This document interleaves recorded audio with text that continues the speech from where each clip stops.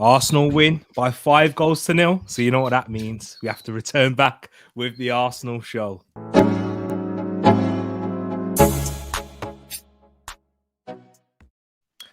Wagwan, everyone. I hope you're doing well, and welcome back to another stream, another Arsenal show, and with my wonderful people, my wonderful fellow gooners, and my co-hosts for this show in Wilf and King.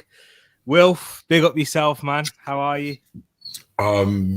Lovely. I'm chilled. I'm rocking and rolling. Life is beautiful, man. Top of the league. Top of the league, indeed. And how are you, my brother King, as well? Hope you're keeping good.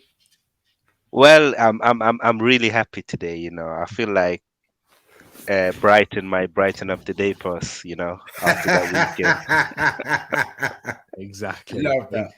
Exactly. It should be. You know what? I like the little pun that you're doing there. We'll definitely talk about that and other teams as well. But you know, we have to start talking about the mighty Arsenal, still sitting pretty at the top of the league as we're entering November now. The haters keep on hating. They keep praying on our downfall. But before we do that, before we talk about Arsenal and the game, and before we do that, let's talk about you guys in the comments who are here live. And apologies for being late. You know, it's my fault.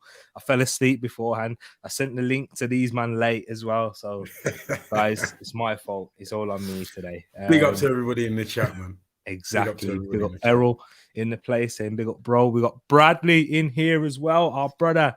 Bradley. Saying, big ups, my boy. Big up to yourself. We've got Eagle Eye Football Rich in the place with a new logo, saying big up, my brother, and big up the chat. Go check him out on Twitter as well, people.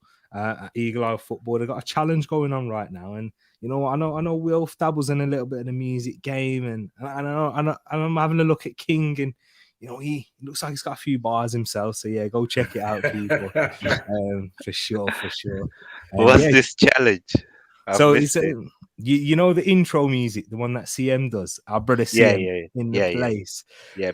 So they got the beat, and they want to see if you got better. They want to see if you got better bars than our brother Cap it. I mean CM right there. Interesting. Okay, all right. I reckon Realist could drop some bars. Realist in there. Yeah, Realist dropping a few bars on that. He does look like Rick Ross. So probably could get away with it.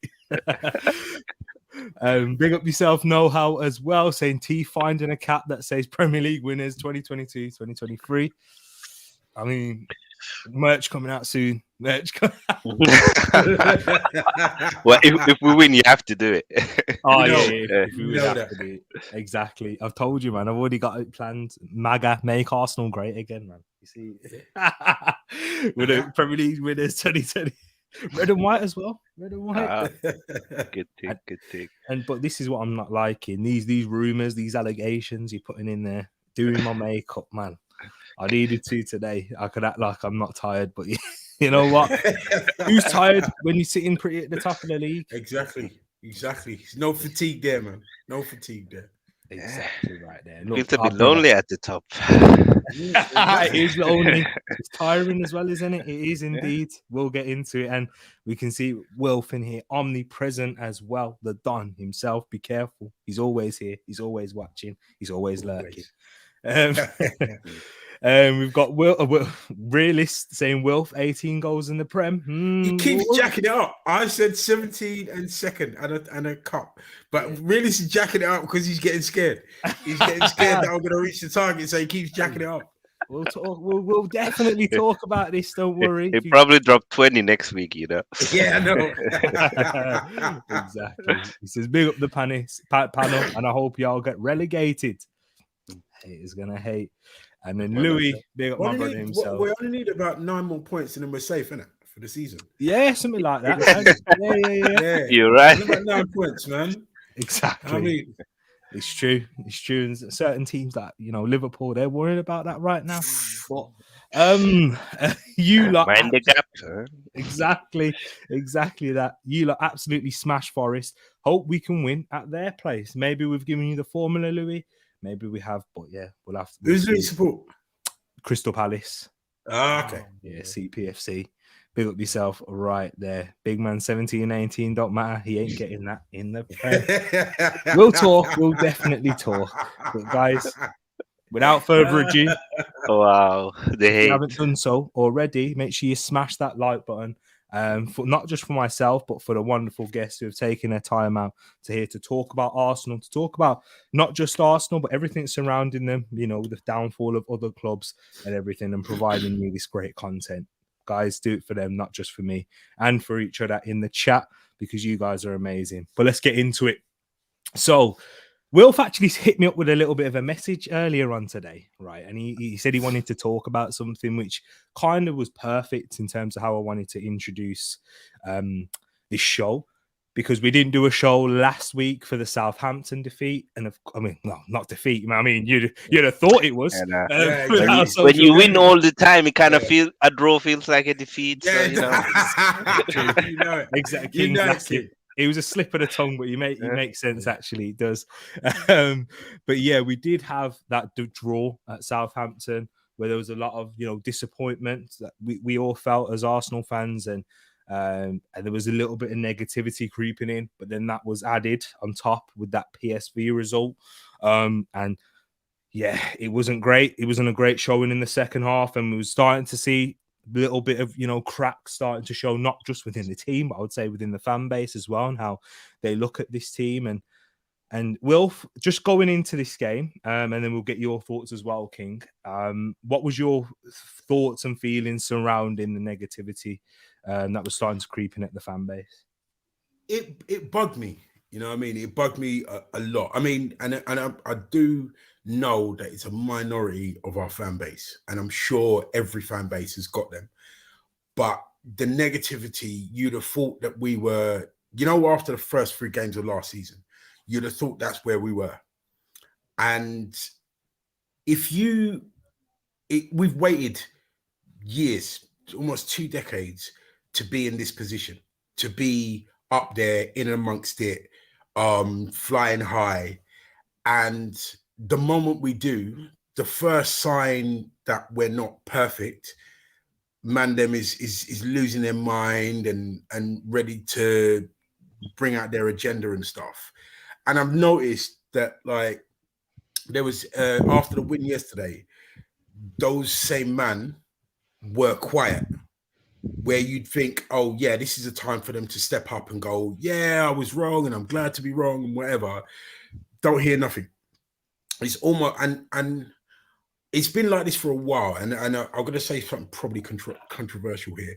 There's a lot of men that are on that negative tip who say, yeah, I love this club and I want the best for this club. Their actions don't show that. What seems to be more important to them is having something negative to say about the club. And I know people look at me like I'm, you know, rose-tinted glasses, and it's always rosy with Arsenal. I criticize as well, yeah. When criticism is due, praise when praise is due. I debate whether they truly love this club, whether they truly support the club. That's more important than their agenda, and that's what bugs me, because there's another 19 teams out there, fan base, ready to stick the knife in, and we've been Banterous FC for such a long time. But to hear our own fans talking about, I heard one brother say, I don't like the time difference between the first goal and the second goal. We won 5-0, and they're picking on them kind of things. I just think there is nothing that will make them happy. We'll win the title. I've said this before. We'll win the title, and they'll go, well, you got to do it back to back. Well, it's got to be undefeated. It's got to, you know what I mean? There comes a time when it's not about you going, oh, this is the ambition for the club. This is you just being negative. Yeah, and I know there are people who are glass half empty. That's fine. But there are people who just are not happy unless they're negative. You know what I mean? And it burned me. It burnt me. It's tainted it. Oh, you're on mute, I think. You're on mute. Sorry, yes, I am. That's Thank you. That's right. So yeah, I was going to ask you, King, what's your thoughts on what Wilfer said? And do you know, coming into this game, was there questions starting to pose on your end in regards to this Arsenal team, the squad depth, and if certain things occurred? Like, for example, a lot of people were questioning Tomiyasu consistent at left back in this game and thinking that's not the right decision, and certain decisions like that. What was your thoughts? No, for me, I've said it for a long time. I'm happy where the club's at, and I'm enjoying the ride because I don't take it for granted. I've seen so many years where not had anything to look forward to. I was even at a point where I kind of was almost falling out of love for the club that I support because I couldn't represent the club with pride when I saw the kind of players we were buying, the kind of football we were playing, and it was a lot of negative around Arsenal. Let's not cap, it was probably it reached the darkest side probably when we had Una Emery as the manager. So to go from that, to go from after all the Arsene Wenger slander and all those years without hope, and to be where we are now, if I can't be happy and appreciate where we are, then when can I? I mean, you're not just supposed to be happy at the day you lift something or achieve Yeah. something. You can be happy throughout the journey. And I am. And that doesn't mean that when we don't play well, I won't criticize or I won't be worried sometimes. But I haven't seen anything from the team yet for me to become negative, if that makes sense. We haven't reached that stage. Yes, you can put question marks to the squad. Is it big enough? You can put question mark, are we overusing certain players? That's fine. It's football. Like, we're here because we love to discuss and analyze football. So nothing is perfect. But I think for where we've gone, even from last season to where we are now this season, if you're not enjoying it as a fan, then what's the point really? I don't see what do you want, because this team have started better than any of our teams that won titles. So if you just after a few games where we haven't looked amazing can take more from that than from all the games we've looked amazing and won, then again, I think that tells more about how you are as a person and how you view life more than what kind of supporter you're. Absolutely. Can I add one more thing? The two games, the Leeds and the Southampton game, I looked at those as positives because I remember last season. Last season we would have probably lost both of them games, or drawn the Leeds game and lost the Southampton game. To me, that's a massive improvement. When we played badly in both second halves, to come out with results away from home and with our heads held high and come away with points, because ultimately the performances, once you got the points, the performances don't matter. At the end of the season, if we won every game 1-0, got battered in the second half, but put away the first half, no one's gonna, in years to come, nobody's gonna go, oh well, that side didn't do anything. They won. They won. End of story.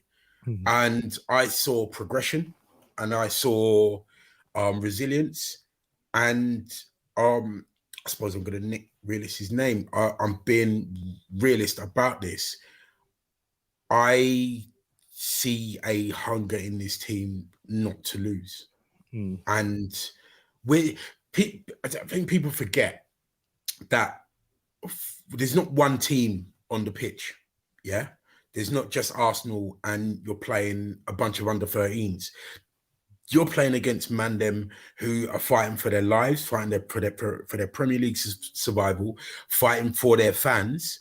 So yeah, Leeds came at us in the second half because their fan base demanded that, and they're a battling team. Southampton, you don't know what you're going to get from them, but they can give you a bloody nose. And there are going to be games throughout the season where the team that we're playing against are on it, and we might slightly be off it, and we will lose a game or draw a game or whatever the result is. That's going to happen. Definitely, and this is where I would agree. And I always say this, and I think as fans, we have this entitlement at times that we're Arsenal, we should definitely win this game away from home in the Premier League. Right, it is ridiculously hard to dominate a game for the majority of for even a majority of 90 minutes in away from home and against any Premier League side. It's This is impossible. why. Exactly. This is we did do it. We have done it, but like against Brentford. But if you do that against Brentford, you have to praise it to the level and give it the credit that it's amount to due. Like it really is, because what we did against Brentford in that 3-0 victory didn't give them a sniff. Took each opportunity out there. That is a perfect Premier League away performance. We've just seen Manchester City, right, who everybody in and their dog like lords and says, yeah, these guys, they're amazing. They're going to do it. How many away games in this Premier League season so far have they looked? They've struggled at periods against Leicester. They were the better team for about 70 minutes of that game and then had to hold on essentially for the last 20. And this is against Leicester where it took a free kick, a wonderful moment of quality to be the difference in that game. And if it wasn't for that, Leicester nick a draw at the very least. And we've seen them away. Even in the Bournemouth game, we weren't 100% on top. There were times where they came at us, they had chances. Yeah, exactly that there. So it's definitely an interesting one in that sense. Like and we can't have that sense of entitlement, especially coming from where we as fans have been in recent years. And for me, I like to think of things in very balance in life is key, whether it's looking at the bright side or looking at the constructive criticism. That's how I always look at it. I don't have a one view in certain things, and that's what the way that I am with my family, and that's how and this is, as you said, King, and this is what's a great point. How you look at things in life generally is how you support your football club, how you would be with your child or with your family. If you're when you're talking about, for example, if you've got a child or a nephew or anything like that, you're talking about them to other people. You're going to be protected. Like you're going to be protective of them, aren't you? Because you love that child, you care about them, you spend time. And this is what like supporting Arsenal is. We spend so much time talking about them, watching them, thinking about them throughout the day when you're not supposed to, when you're meant to be listening to the missus or listening to that meeting at work. But then you're thinking about Reece Nelson, man, what a performance. Like, what can he do for Arsenal? Tomiyasu playing at left back. Tierney, what is Tierney going to have a future? You think about those things throughout the day, so you know how much you love this club in a way. And this is why you have to love it and cherish it and enjoy the moments, because they're never guaranteed in life. But just before, what was you going to say, bro? I was going to say it's not like for example, when we won the Invincibles, if you would have told me that would be the last time I saw us lift the League trophy, I would have said no chance. When United lift their trophy with Sir Alex, if you told me that would be the last time, I would tell you no chance. Like, look at Liverpool where they are this season. If you asked me before the season, I would tell you no chance. So like in football, you just have to enjoy when you are in a good space or time. You just have to enjoy it because you don't know when it's going to end. Took Liverpool 30 years between titles. Exactly. And I'm sure if you asked them 30 years ago when they were so dominant during the 80s and 90s that it was going to take them 30 years, they would have told you no chance. Exactly. I would have thought that. I remember that. And I would have thought, if you said to me as an Arsenal fan, this Liverpool team, that's their last title for 30 years, I'd have said, shut your mouth. You don't know what you're talking about. Look at them. It's true. But if you had said Spurs, maybe you would have said that actually. Yeah. We'll move on. Spurs not to win this then. But anyways, we'll move on now. But before we do so, let's see what you guys are saying in the chat in regards to this. Louis, so spot on here. You shouldn't support a club if they're complaining about those things. That's part of the game, broski. And that's why the high moments feel so high. If you had that every day, you're not going to appreciate that. You're not going to appreciate what else. If we were consistently playing like this from the Arsene Wenger days, me as a spoiled Arsenal fan, I'm here saying, yeah, and shrugging my shoulders like, yeah, we're top, Yeah. but it's all about what happens at the end of the season because that's what I'm used to. But now, because I haven't been that fortunate Arsenal fan that has seen us compete for Premier Leagues, and play awesome football. Like, we play great football, don't get me wrong, but look so solid defensively throughout your whole structure in that team. I've never had that. I've had where we look strong defensively, but we can't quite score enough goals. Or but most of my life where we've looked fluid going forward, but you know, we look like a sieve at the back. Like we're just going to leave defend for toffee. Yeah, exactly. So now that we got that balance, it's this is where I can look at it in deep dive, and I can really appreciate the little things of the game for sure. We'll get into this as well. It's a great comment. It's a great comment. I read that. Yeah, I'm going to save this for you as well, Rich. It's a great one. For using my name, we United fans will take Arsenal losing all 3 games to the World Cup. Well, it's just two Premier League games left. Exactly. Yeah. Tell me about it. And then we've got another question here, which will definitely, Rich. You know what? I haven't got a piece of paper, but I don't need my script because you're doing a great job here. Yeah, so yeah, man. Dropping some heavy bombs. You can tell he's a content creator. Exactly. He's a good host at that, Rich. Yeah.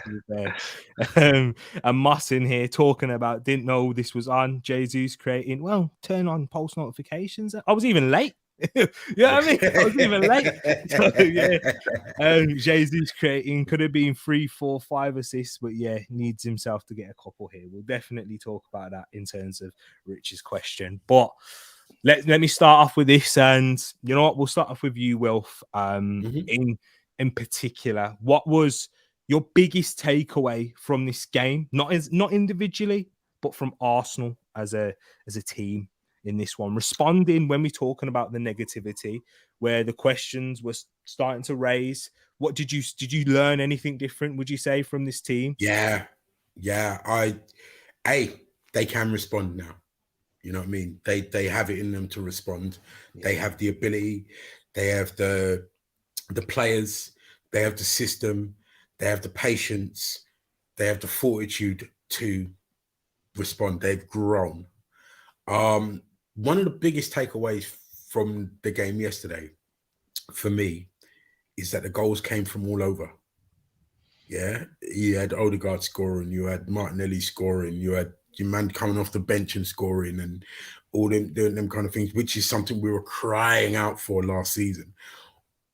I'm seeing more and more of the frailties, the missing links from last season being filled, the problems that we had last season being covered, having been thought about, bought, implemented, and we're seeing it now.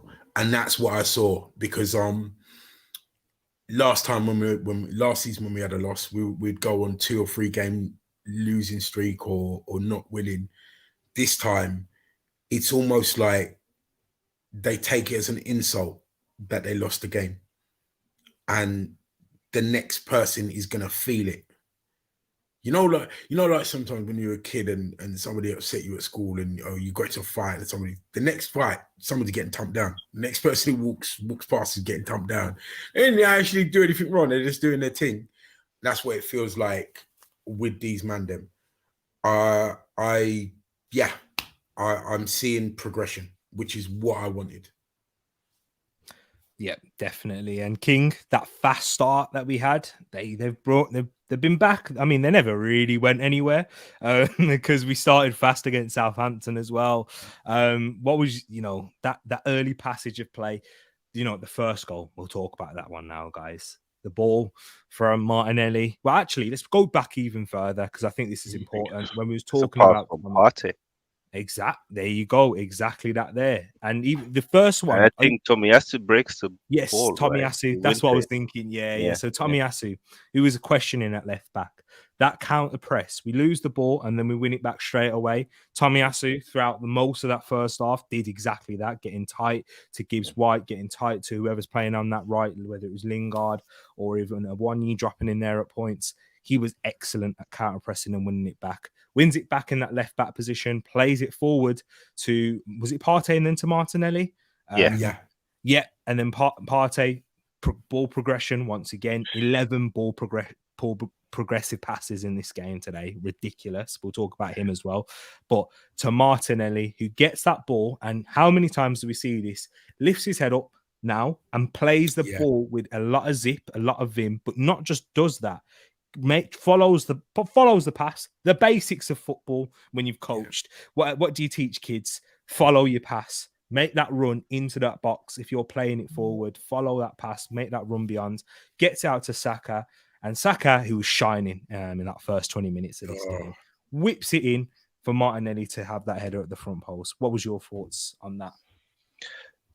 First of all, I just want to say this quickly, Yeah, of course.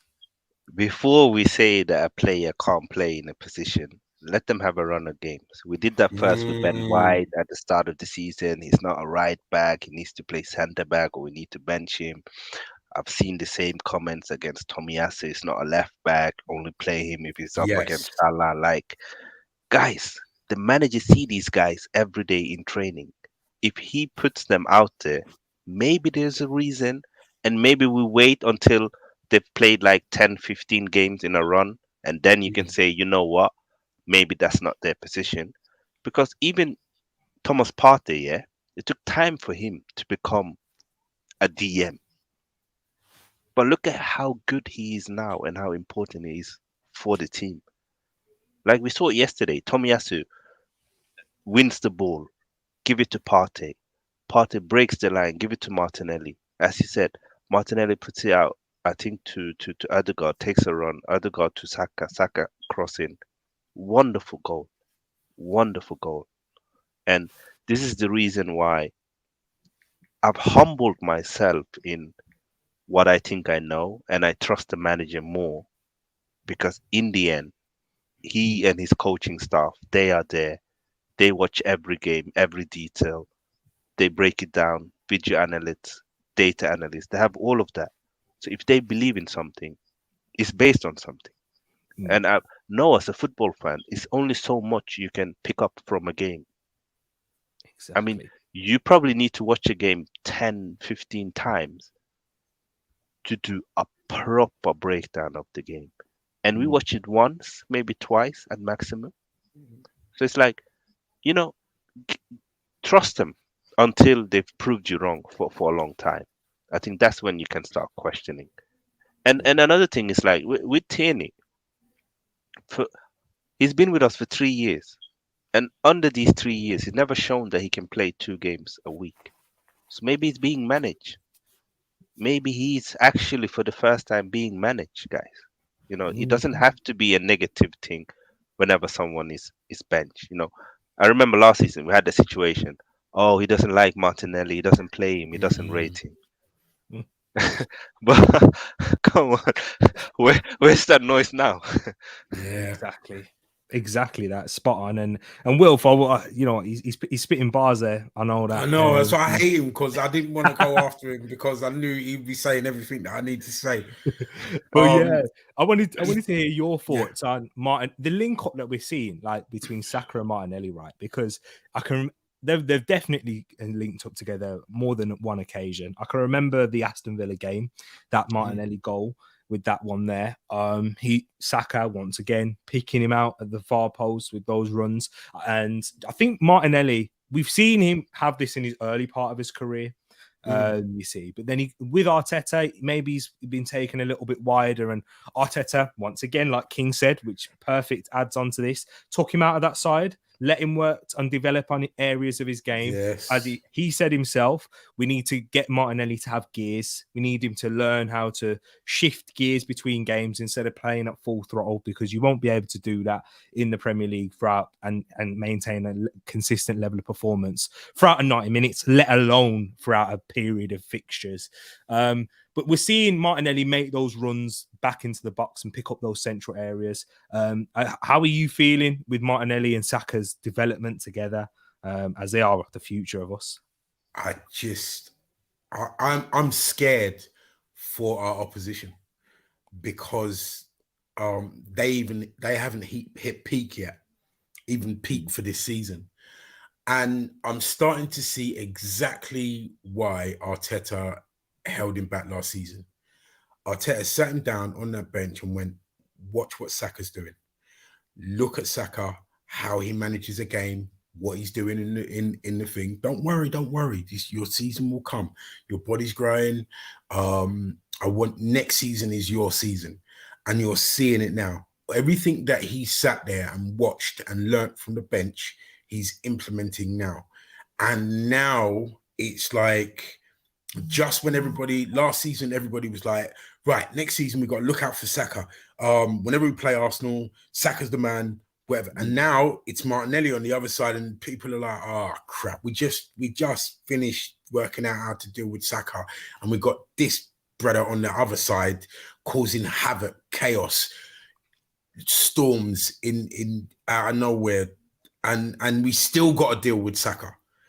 I just think we're not giving Arteta as much credit as he should get. I mean, people are bigging him up now because he's doing stuff, but his game management, his player management, his progressive thinking, his exponential growth knowledge, don't know if I said that right, but you get my meaning, is coming to fruition now, because the players that he's kept faith with, your Reece Nelsons and your Eddie Nketiahs, are growing and starting to deliver for him.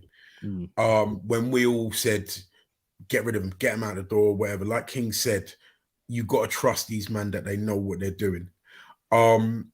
Again, one of the things that King said is we're too quick to bin our players if they're not 100% at their peak as soon as they step on that field, in that position, wherever.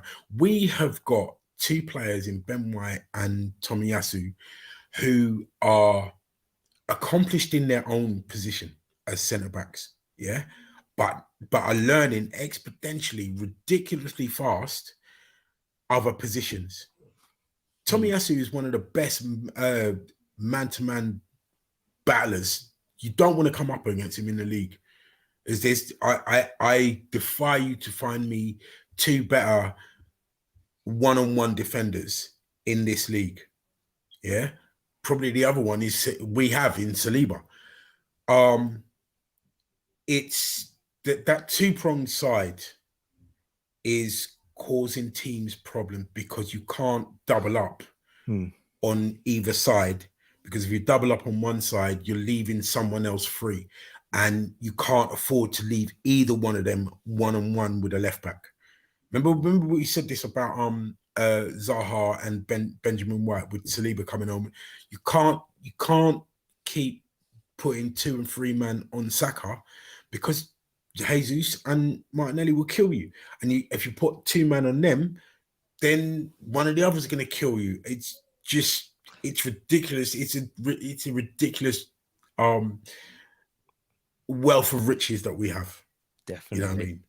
Yeah, exactly. And just another name that sprung to mind. If you put 2 man on Martinelli and Saka, Jesus, even if he doesn't kill you, Granit Xhaka will. Xhaka will.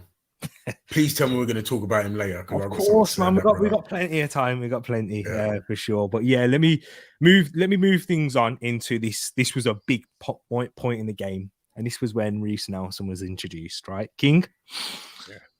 I want to hear your thoughts now, right? When you saw that substitution, I saw Tom say this earlier, in fact, and you know what? I actually agree with not with how his thoughts on Nelson. We've had discussions, and I've said I think this is the opportunity for Nelson. When I saw Emile Smith-Rowe pick up that groin injury, but that's what I felt when Nelson was getting ready. I was like, you know what? I respect this decision, because this is. I didn't think Arteta would make that decision, right, in bringing on Reece Nelson. I thought maybe, you know what I thought he would have done? I thought he would have brought on Eddie Nketiah in that situation, and then probably shifted Jesus, and then Eddie Nketiah move centrally, or Eddie Nketiah players out wide, or whatever. Just have that fluidity sort of there. But when he brought on Reece Nelson, I thought opportunity knocking now, because this is against a side where if he just grabs a scruffy goal, the scruffiest goal, he can gain some confidence, and not just in terms of his opportunity for his Arsenal career, but even beyond that. If he wasn't to stay and we was to sign someone in that wide area, which we're linked with, and we'll talk about that as well. What was your thoughts with Reiss Nelson coming on? And do you know what? Whilst we're at it, you can talk about Reiss Nelson specifically, and we'll hear your thoughts as well, Wilf, on that too. Mm-hmm. Yeah. Yeah, you first. Yeah, you Okay, first. yeah. I was actually surprised. I'm not gonna lie. I thought Eddie was gonna come on, and I thought Jesus was gonna go to the flag. But this just shows that I think I'm convinced now that Arteta really, really rates Jesus so highly up front that as long as Jesus can play centre forward, he's gonna play centre forward. Because even in Europa League, when they play together, Jesus is the centre forward. So when I saw Reiss Nelson, I was a bit surprised, and I was like, okay, let's see now. What is he gonna do? Let's see, because obviously it wasn't a game where I was too worried, especially with the way we've started the game. And I always looked at Reiss as someone who he's always had that potential to become a top talent. I mean, I remember a couple of years ago he was more highly rated than Smith Rowe, than Saka, than Balogun. Like he was the man that was supposed to take over from Jack Wilshere in terms of being that golden boy for Arsenal. But I think with Reiss, it's always been a mental block for me, where when he gets to that pitch, you can see that he has pace. You can see that he got good technique. You can see that he can take on players one on one. But it's like when it's time to take the right decisions, he doesn't do it. So with him, I've never doubted his talent. I've always been skeptical to his mentality and his footballing brain. So I was so glad for him when he came on, and I gave him man of the match because of coming in with that pressure, replacing Saka, who's just started the game wonderful, who is our star man. I don't think he played any minutes in the Premier League this season. He hadn't. I don't No, remember. no, he And hadn't. He hadn't. come on, play your first minutes in the Premier League in that game, It's crazy. and to put up that performance, 2 goals and assists. But I think even in the second half, he was just terrorizing them. It was great to see, and I'm happy for him. And I hope that he can continue to do it because, you know, he's a nice lad. He's never been a controversial person outside the pitch. He's never complained. He's always believed in him, and he always backed himself. I mean, even was the last year? No, the year before. Arteta wanted to put him on loan, but he wanted to stay and fight. So Then he picked he's up that injury. always, yeah, unfortunately, he's always wanted to prove that he's good enough to play for Arsenal. And maybe now is that time because we've seen it before with Saka, where injuries have forced us to play him, and then he's just kicked on. We've seen it with Martinelli, Smith Rowe. Maybe Reiss is the next one who's gonna kick on because of another injury. It's true. When opportunity comes knocking, this is where our boy Wilf Eddie broke through and took that opportunity and secured a contract at Arsenal, which a lot of people put it up for debate, but that's what happens when the opportunity was there. What was your thoughts on Reiss? Because I think King made some very good points in terms. It's been more of a question of his confidence and mentality rather than ability. And going on that mentality, I think one of the major factors in that mentality is the man that we brought in. Yeah, that came back and we brought in your Zinchenko's, your Jesus's, your Salibas. Them man coming back in, bringing that mentality, I would put money on it that they had a conversation with him and he saw things as like, yes, my attitude was right. Yes, I was working hard. But actually, what these guys have got is what I've been missing. Because everybody there at the club, he knew for a while. You know what I mean? Even your Smith Rowes and your Sakas and stuff, he grew up with them. But them men coming in, they would have brought something to the table that he might not have seen before, which was the key to him upping his game. And when I hear people slag off Reece and slag off Eddie and all the rest of it, I think back to 97, 98, yeah.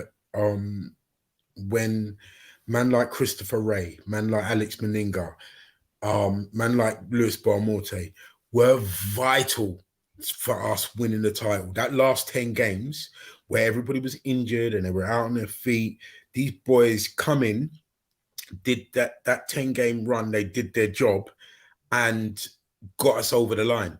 These are the kind of players that we didn't have last season. These are the kind of players that hadn't matured enough last season. These are the kind of players that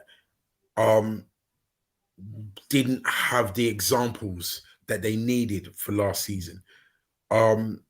We're still a very young side, but we're a season on.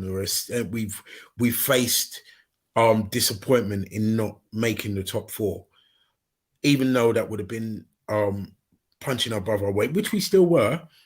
They're like, you know what? I'm not feeling that again.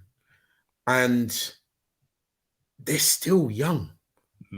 Eddie's 22, 23. Reece is 22. They're only a year older than Saka. But because you have men like Saka and you have men like Martinelli who are banging it at that age, everybody thinks that's the norm. Everybody thinks that's how every 20-year-old, 21-year-old, 22-year-old footballer should be, especially at Arsenal. It don't work like that. People develop at different times. They are growing, they are learning, and they will get better and stronger and better. And if Arteta's keeping them, if Arteta's coming out publicly and saying, I want them here, they are my mans, sending out statements like giving Eddie $100,000 a week contract, they're not idiots. They're not stupid. They're doing that for a reason. They're doing that because they see something that we don't see, and we need to trust them. If they haven't earned our trust by now, they never will. Because look where we are after the board back then, the players back then, and they saw the vision. Yeah, they saw the process, and this is what's coming to fruition. And because of the squad that we've got now, players like Eddie, players like Reece can grow, can watch and learn, can have a Europa game and do their thing and iron out the mistakes there. So when it comes to big games like this, they will know what it needs when you step on that pitch, what level they need to be from the off. And Reece did it from the off. I think it was within 4 minutes of him coming on, he scored. Well, yeah, the second half, because I would say within the first half, I do think there was a massive... sorry, I mean the second half, second half. Because there was a tactical switch with Reece. And I like that, because we saw him in the first half, like he was growing into the game, but he was taking up a lot of central areas when he was congested in the middle, I thought. And I spoke about this, we saw it on Harry's show yesterday. Yeah. And Arteta, once again, whoever in that coaching staff that spoke to him at halftime and said, Reece, just start out wide. If you just stretch the play, you'll then grab the goal, which is exactly where he went for that first one. What was you going to say again, my bro? Sorry for interrupting. No. It was just the way he took that goal. I heard some people saying, "Oh, he should have taken it first time. He should have done this first time." That was a really good save. And if you look at when he takes that goal, the only place that he should go is to the goalkeeper's left, because there's two players on the goalkeeper's right. Goalkeeper makes a good save, and because he hit it so hard, the goalkeeper can't push it out. It ended up coming back to him, and the adjustment that he makes to finish it off the second time and put it where he needed to put it, that's class. That's ability. Exactly. Yeah. And do you know what? We spoke a lot about Reece, but there's a certain player we need to talk about, and I'm just bringing up a certain someone's tweet right here. Yeah, I mean, Cedric. talking about no, definitely not Cedric. Talking about a certain Thomas Partey, right? And King is basically outlining in this tweet. Now, you know, there's a lot of talk. Arsenal, you don't have any world-class players, right? You don't. When are we gonna start putting Thomas Partey in that category? Because the levels, once again, 11 progressive passes from a central defensive midfielder right, is ridiculous. That Reece Nelson goal, that ball from forget Thomas Partey's goal. Forget about that. Let's not talk about that because that's not what we're calling him world class here.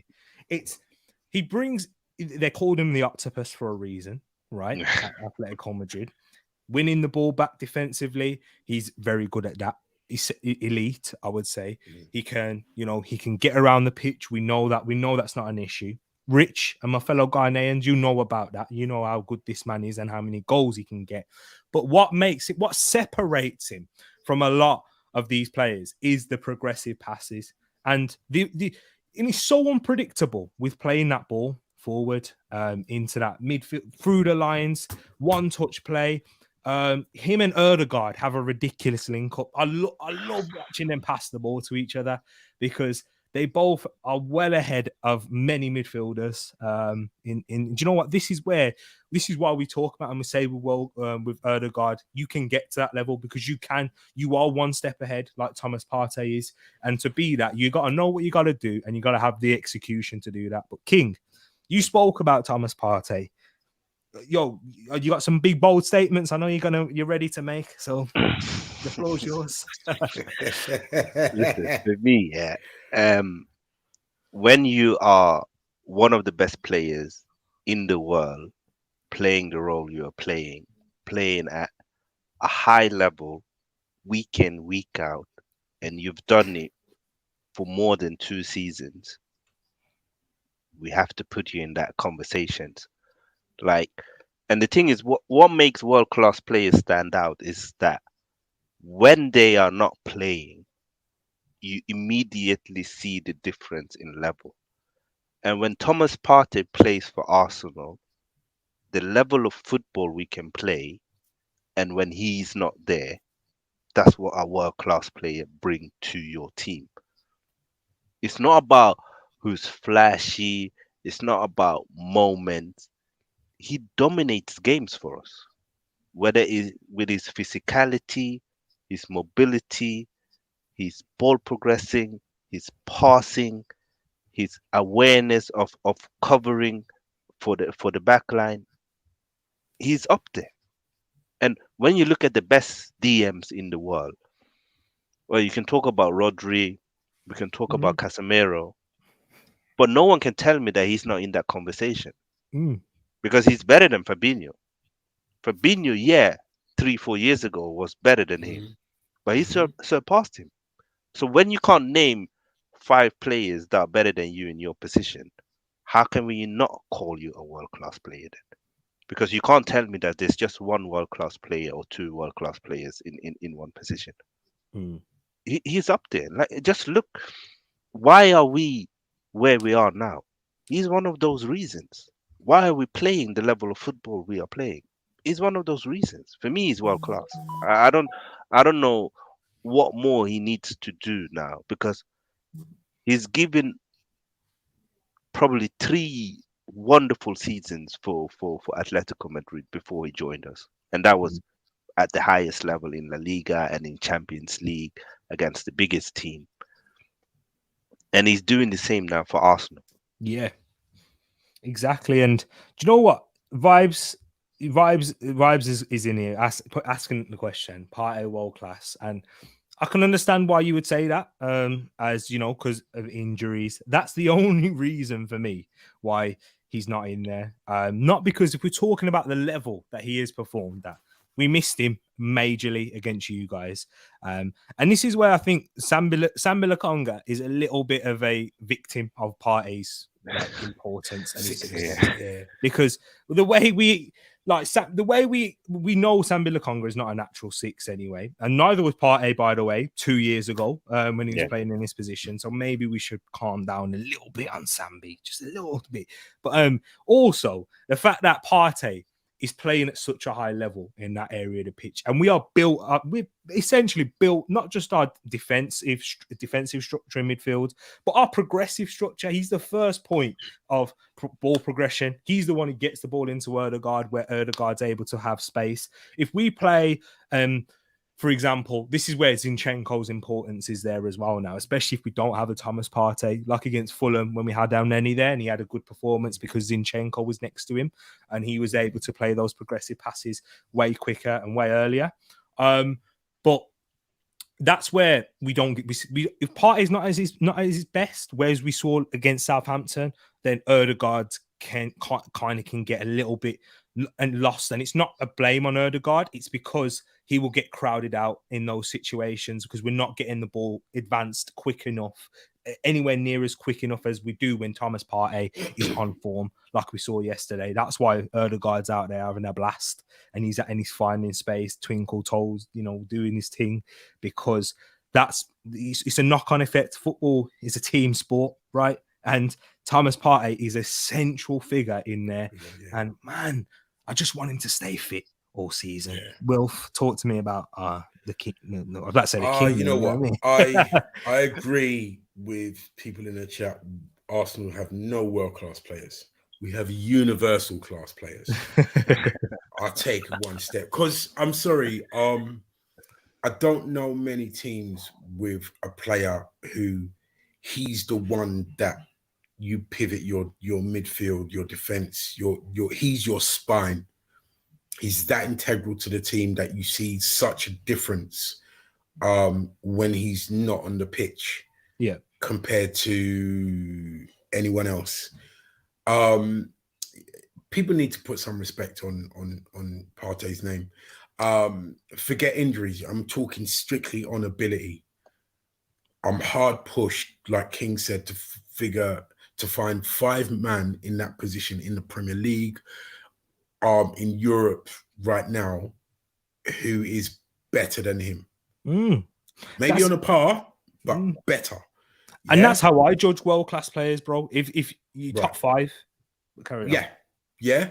So I understand why people don't say it, because they haven't seen enough of him because of injury and all the rest of it. But every time he's on the pitch, when he's fit, and he did it in the African Cup of Nations, and you see him on the pitch, players don't big up other players for no reason. Yeah, they love him. The brother is just, his playing style reminds me of Kanu. They're different positions, but that languid, where is that ball going to end up when his foot actually connects with it? Because where he's shaping it for it to go is not where I know that's not where it's going to go. He can literally, as his foot comes to it, he go, like a quarterback. When you're watching American football and a quarterback, his eyes go first wide receiver, second wide receiver, third wide receiver, fourth, and then finally might go to the first, but he knows where they are. That's Partey with his foot. The pass that he played to Xhaka for Reese's goal. Yeah, oh God, man! That's when you give Ramsey got the ball. Yeah, when you give world-class players time and space, they're gonna do that. So but he does that. But sometimes he does that when he doesn't have time and space. Yeah. First time Ramsey rolls it out to him, and because I was watching it at the time, I was thinking, why are you not rolling it out to the left? Yeah, when Ramsdale had it, I wanted him to play it left to Tomiyasu. Which shows what I know. He played it to Partey, and the ball just sliced through them, man. No, this chat is moving, man. I know. Tell me about it. But like a diamond cutting through a piece of steel, just slice it. And then the ball, when Xhaka got the ball, all Xhaka had to do was think, as the ball's coming to him, Xhaka's thinking, right, where am I going to go with it? Because he knows the ball is that good that it would have controlled itself.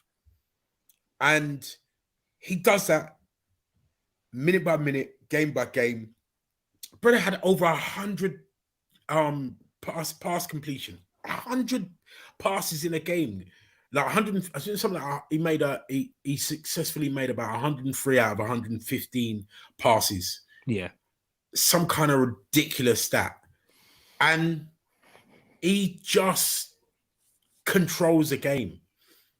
The only one I would put him up there with right now, I could think off the top of my head, is Rodri. And even I wouldn't swap him for Rodri, and people are going to cuss me about this because I think his ball progression is a little bit better than Rodri's.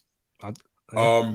Rodri is probably a better all rounder, but that extra thing with Partey is he can thread the eye of a needle, and from that number 6 position, it kills teams because you're trying to get back, and then man's killing with passes like that. The brother is. If I can't understand if anyone don't say he's world class, and I can't understand how people can say that we don't have world class players in our team. To be honest, there's very few teams in the Premier League who don't have at least one world class player. You might not rate them, you might not like them, but that's the nature of the Premier League. Because they're all going to the World Cup. They're all going to, all of them got players that are going to the World Cup that are going to compete at the highest level. And that's what indicates world class to me. Definitely. And yeah, we can talk about Thomas Partey all day, but we got certain other players that we need to bring out. And I think, you know what, it's topical in the chat right now. So we got to talk about Martin Ødegaard and his performance because I thought he was scintillating. And this is where, Moss will probably go mad at me here, but I have been critical of his last performances, not against Southampton. As against Southampton, he was immense, right?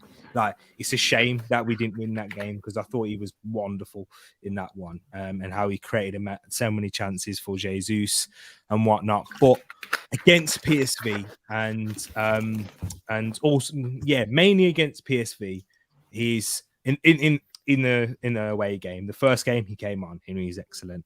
But he was one of the first players to be substituted, and Arteta may have done that for minutes, but I also thought he wasn't very good in there. And when we see Martin Ødegaard, when he's not having his best game with his passing, and he gives it away quite a bit, like I feel like it doesn't play on him in terms of he goes hiding or anything. But if he doesn't start a game well, he doesn't usually pick it right back up. But he started this one here excellently, and I thought it was a key part. And what a goal that was, by the way. King, what was your thoughts on Ødegaard yesterday? Fantastic goal.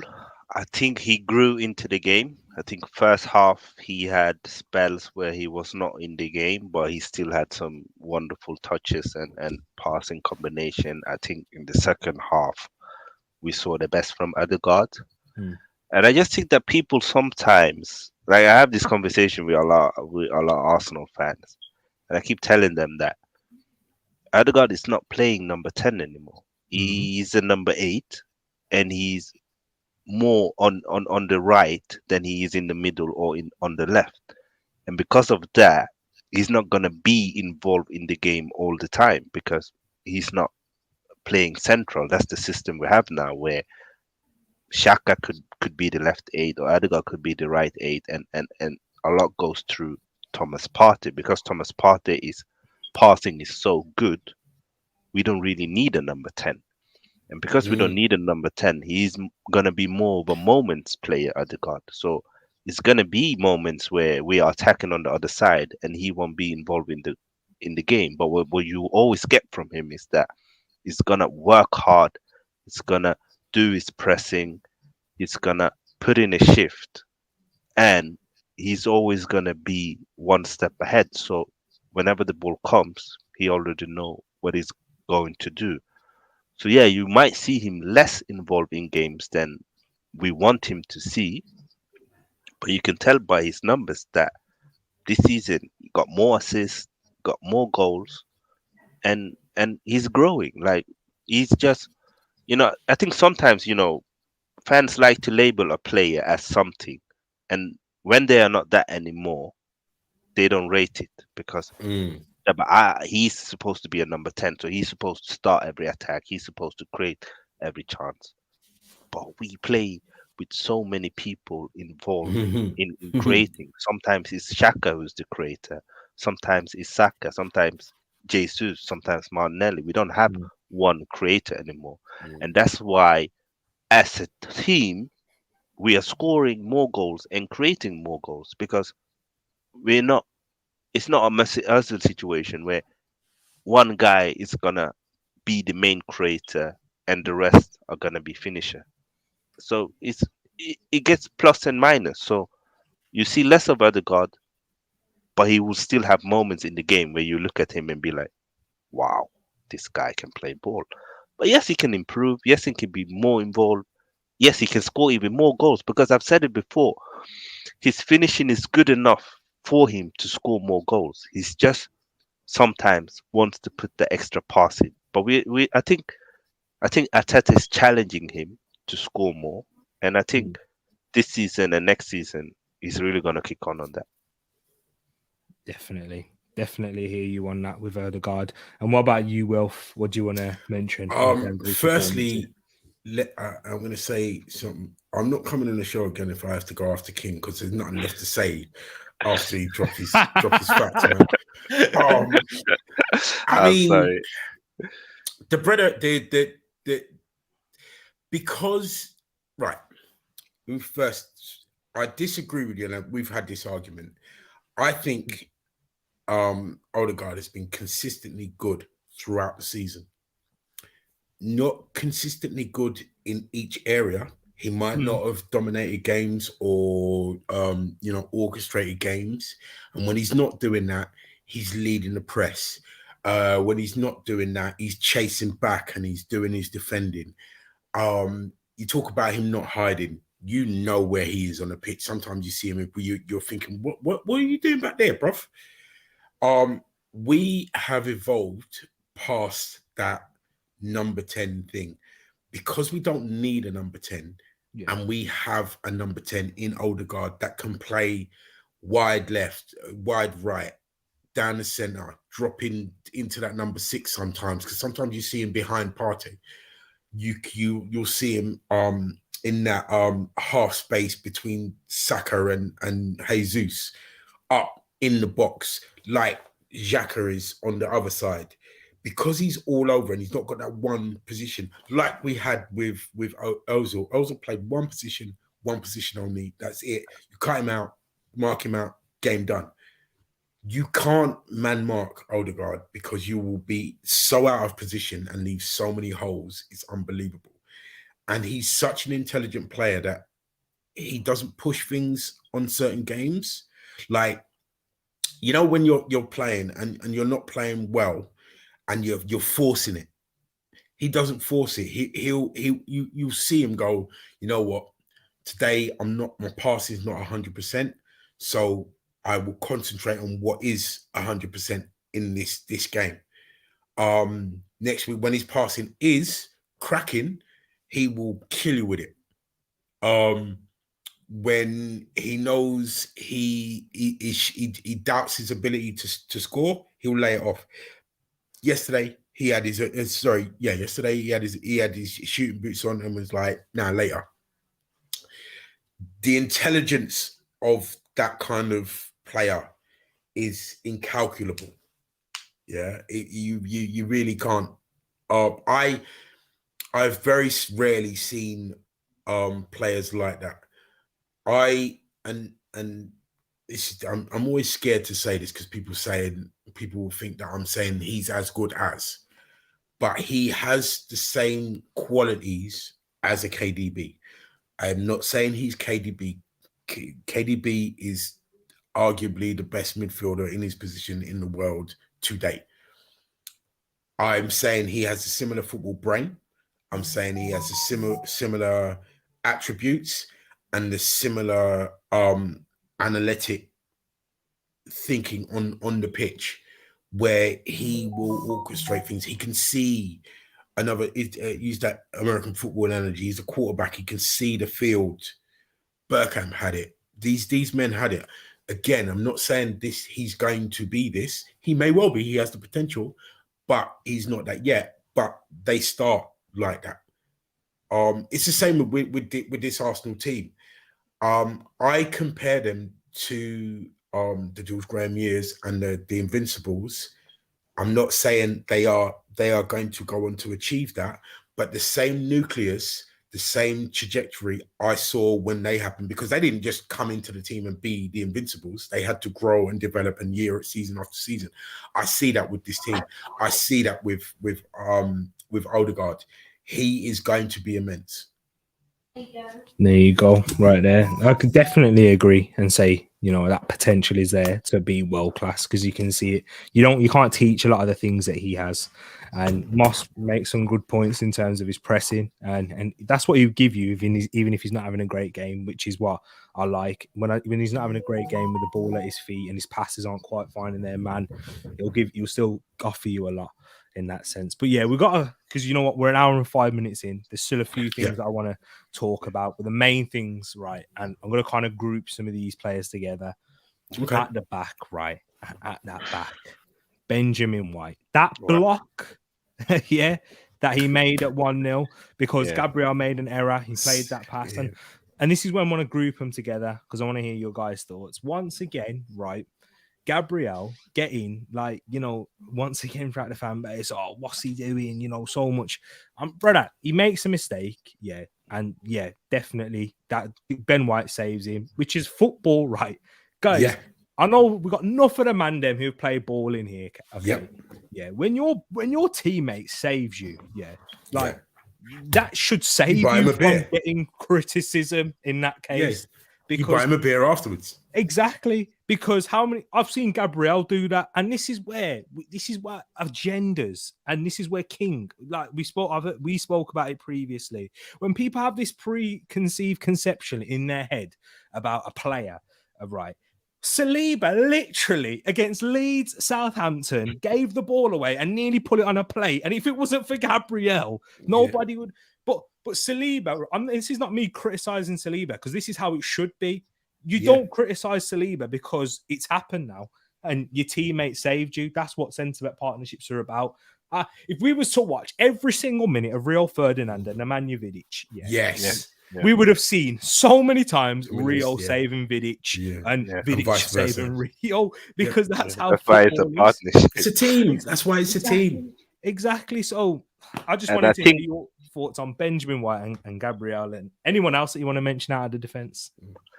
Yeah, it's good because I put out a tweet on Ben White and I said that I know it's early days, but he's starting to remind me of Lauren and Bakary Sagna, where he's just a rocket and you don't get past him one-on-one, but his passing is so good. And I've just been so impressed by Ben White, honestly. Like, I know he's not everyone's cup of tea for reasons I don't know. Yes, he's not as flashy as a Cancelo or Reece James, but there are more types of players. Like, you can still be elite and not be a Cancelo. And Ben White, you don't get past him. Like, when was the last time we watched him and he got skinned? I don't remember. In his wrong position. In his wrong position. Yeah, I'm starting to think he the level that he's playing at. I'm starting to look at him as a right back. I can't lie, because he's so solid. And the thing is, when you have Ben White as right back, your right winger can play more attacking because he doesn't need to double up with him, and your left back can play more offensive. That's why we're seeing Tomiyasu playing more offensive, or when Zinchenko play, they play more offensive because you can rely on Ben White. You know that he's good in the air. You know that he's good one-on-one, and you know that his passing is elite. It's just good to say. And in regards to Gabriel, it's like people forget, even Thomas Partey misplaced pass in that game, as amazing as he was. He had a few missed passing. Like, it happens. Like, Jesus was amazing, got two and a half assists or whatever you're gonna call it, but he missed chances they should have scored. Like, players make mistakes in every game, but Gabriel is turning. He's the black sheep this season. Last season it was Ben White. This season is Gabriel. Before that it was David Luiz. Like Xhaka. And Xhaka, Xhaka for so many years. And I feel like we have to also look what he brings to the team, the physicality, his awareness. Like, Nottingham Forest were playing with a very physical player, and he got pocketed. Like, I don't even remember him having any good chances. He was the rock. Yes, he made one stupid pass. We can't deny that. But that's where you need your teammates. Like that's when you need them to turn up. It's like when your centre forward is not scoring, that's when the other people need to score. When your number 10 is not creating, that's when your others need to. Like it's a partnership, it's a team game. It's not a game of individuals. We are Exactly. a team. It's Arsenal FC. It's not Gabriel FC. And I don't think people see how good he is because I've said it You before. know, Because he's not as elegant as a you know, Saliba. You know, he he's even rough. his He's a passing. road I've man. criticized He's a his road man. passing, but I think he's developed it a lot. I think he's getting Exactly. so much better with his He's a road passing. man. So It's true. if I can see that, and I've been a big critic of Gabriel when it comes to his passing, I just I just have to give it to him. And what I like about him is that his mentality. If he Yeah, makes a mistake, his head doesn't drop. He Yeah. keeps on exactly. fighting. He keeps being brave. And I just pray for him that he will have a few games where that doesn't happen so people can start appreciate how good he is. Because before the season started, every Arsenal fan were like, Gabriel is our best centre back. Now all of a sudden, Yes. And he was last nobody season. rates him. Exactly. And Wilf, just before we go to you, because you said a good thing, right? And people, you might have heard him when he said, when you play football, you buy it, and your teammate saves you, you buy a beer. And this, it kind of made me think something, and it sprung a thought in my mind. Because as Arsenal fans, and we got plenty of Man United fans in the chat as well, and you guys will certainly be able to relate with us on this, right? We as fans, because our team have been poor and we've not had that unity, we've had players that have literally just been here for a paycheck, and because it's Arsenal or Manchester United Football Club, whatever.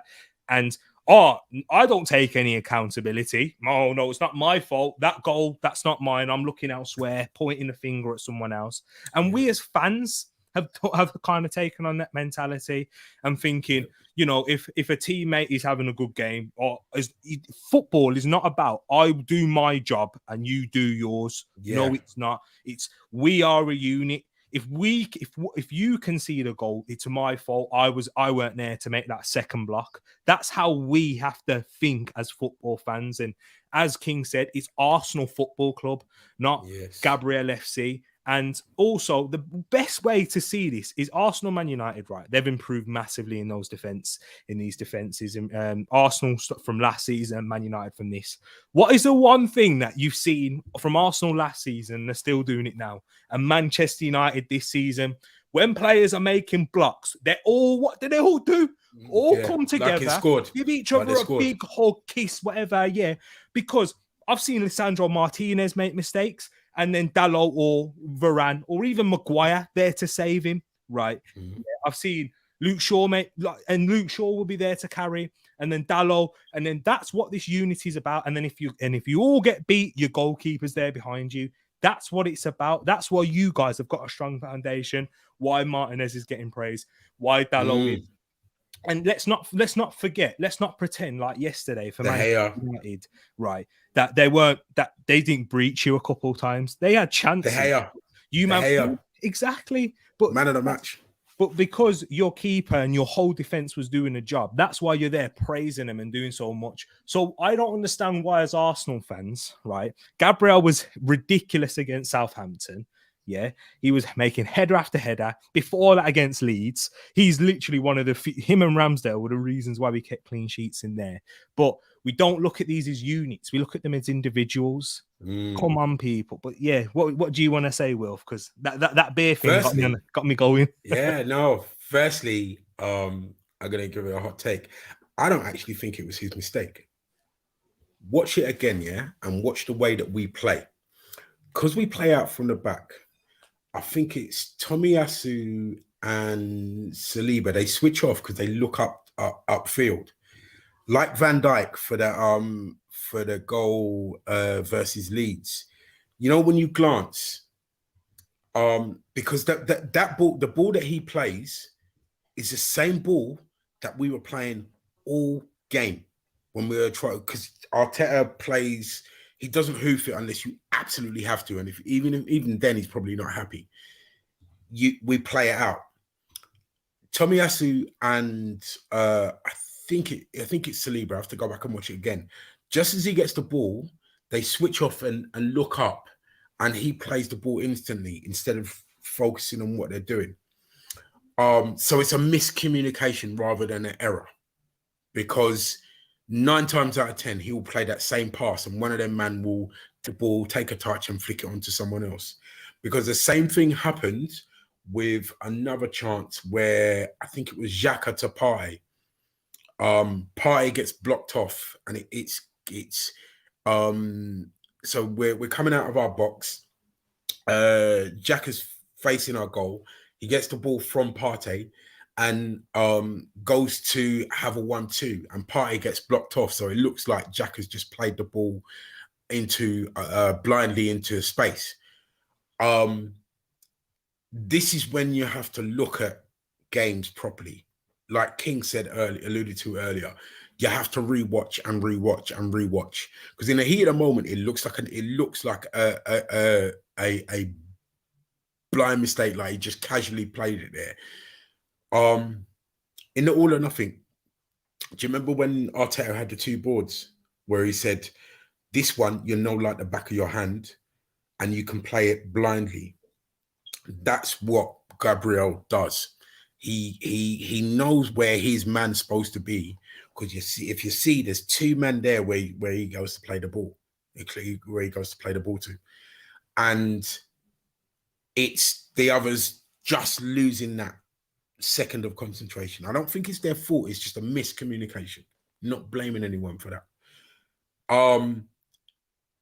Again, this goes back to what we said right at the beginning of the show, where we're talking about people with their agendas. End of the day, there is no man that goes on that field, whether you're Buffon, whether you're Messi, whether you're Ronaldo, whether you're KDB, whether you're Haaland, where everything you do is 100% perfect and you never make a mistake. You never miscontrol the ball. You never misplace a pass. You never misjudge something. In the history of all football, no one has had a perfect game like that ever. And they never will. It's impossible. It's the nature of football. It's why we love the game. Because you're working against opponents that are going to force mistakes out of you, that are going to read stuff out of you. So again, it's that agenda for Gabriel. We need to have a pantomime villain, and he's the pantomime villain this season. Whereas last season it was Benjamin White. Season before that it was Xhaka. There was this, there was that, man, whatever. And I just realised at one point we were playing with 4 centre backs on the pitch, 4 centre backs, where we were always worried around about, well, how are we going to play all these centre? Why is he buying all these centre backs? Because how's he going to play them? He knows what he's doing. He's got man that can play in every central position. And the beauty of having 4 centre backs, and as we did with 2 on each side, is they naturally one-on-one defend. They naturally one-on-one defend. So whoever you've got coming wide, you can't get past them. They read you so well. And this is what's happening. This is why we're so solid at the back. This is why we're so interchangeable. This is why further down the line, you'll see Saliba play with Ben White. You might even see Tomiyasu play with Saliba, or Gabriel playing with Saliba, with Tomiyasu. They're all interchangeable, because come the time when, we have these mad injuries that everybody says are going to derail our season, these men then can come in, step in, and it's seamless.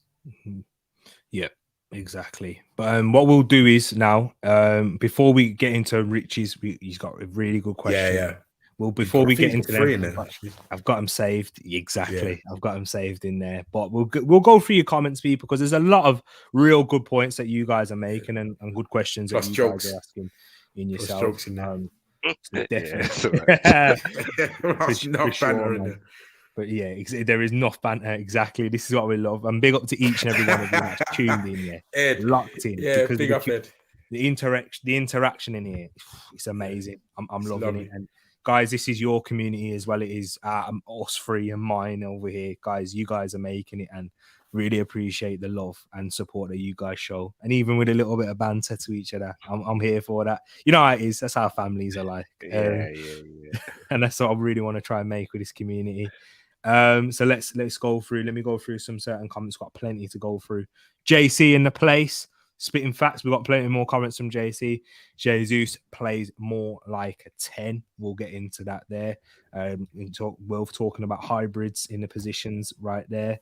King bringing up Kane. Kane is world class for me. Son has world class moments when we're talking about the world class in a season, but he's not consistent enough to be a world class player yet.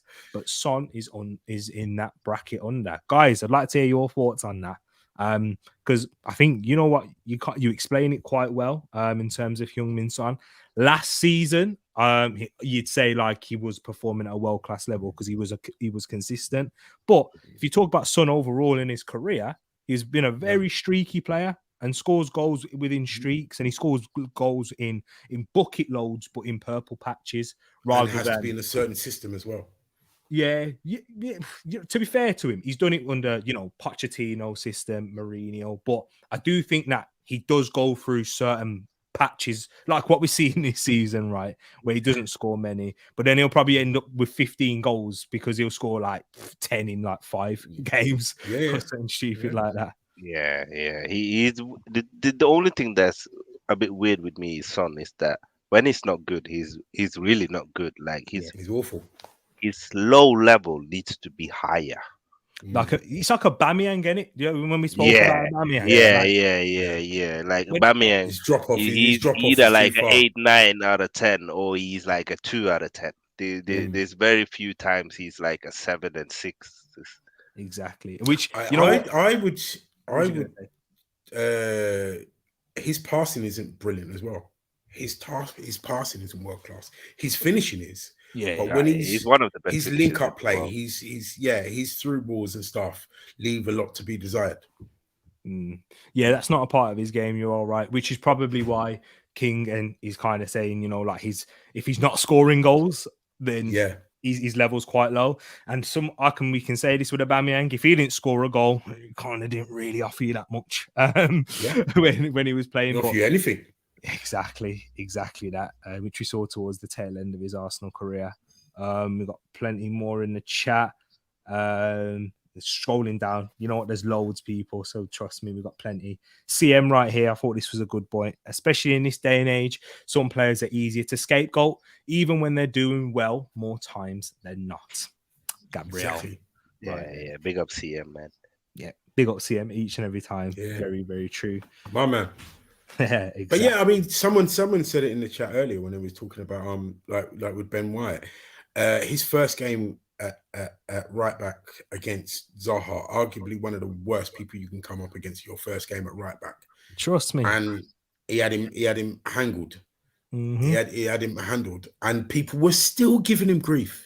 Yeah, people. I remember. Do you remember that Monday when we was doing the Arsenal show, and people were saying that he was poor. I was like, what? Yeah, it was what? Yeah, it was rubbish. I know.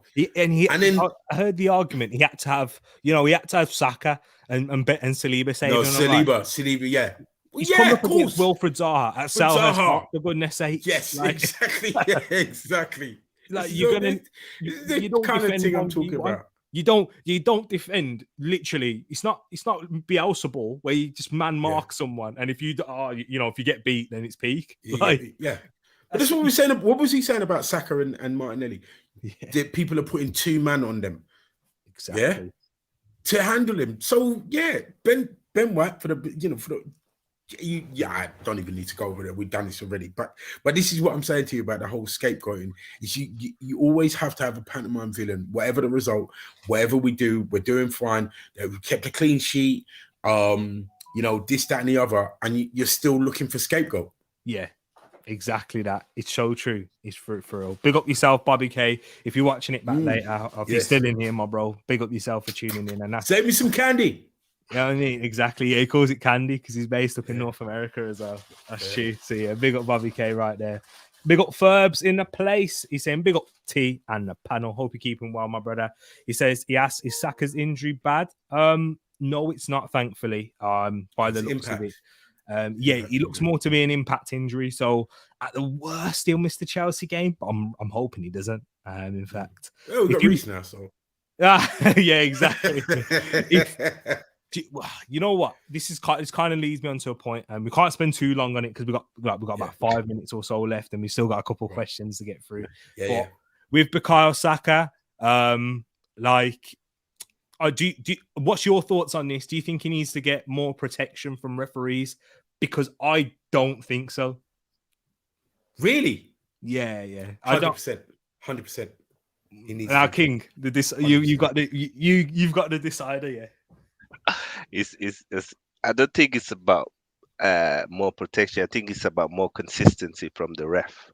So, like, if you're going to let players be physical, then you've set that standard and let everyone be physical. What I don't like is, like, you see some players get a yellow card after one tackle, and then you see one player get 7 tackle and he doesn't get a yellow card. That's my issue. So set the standard.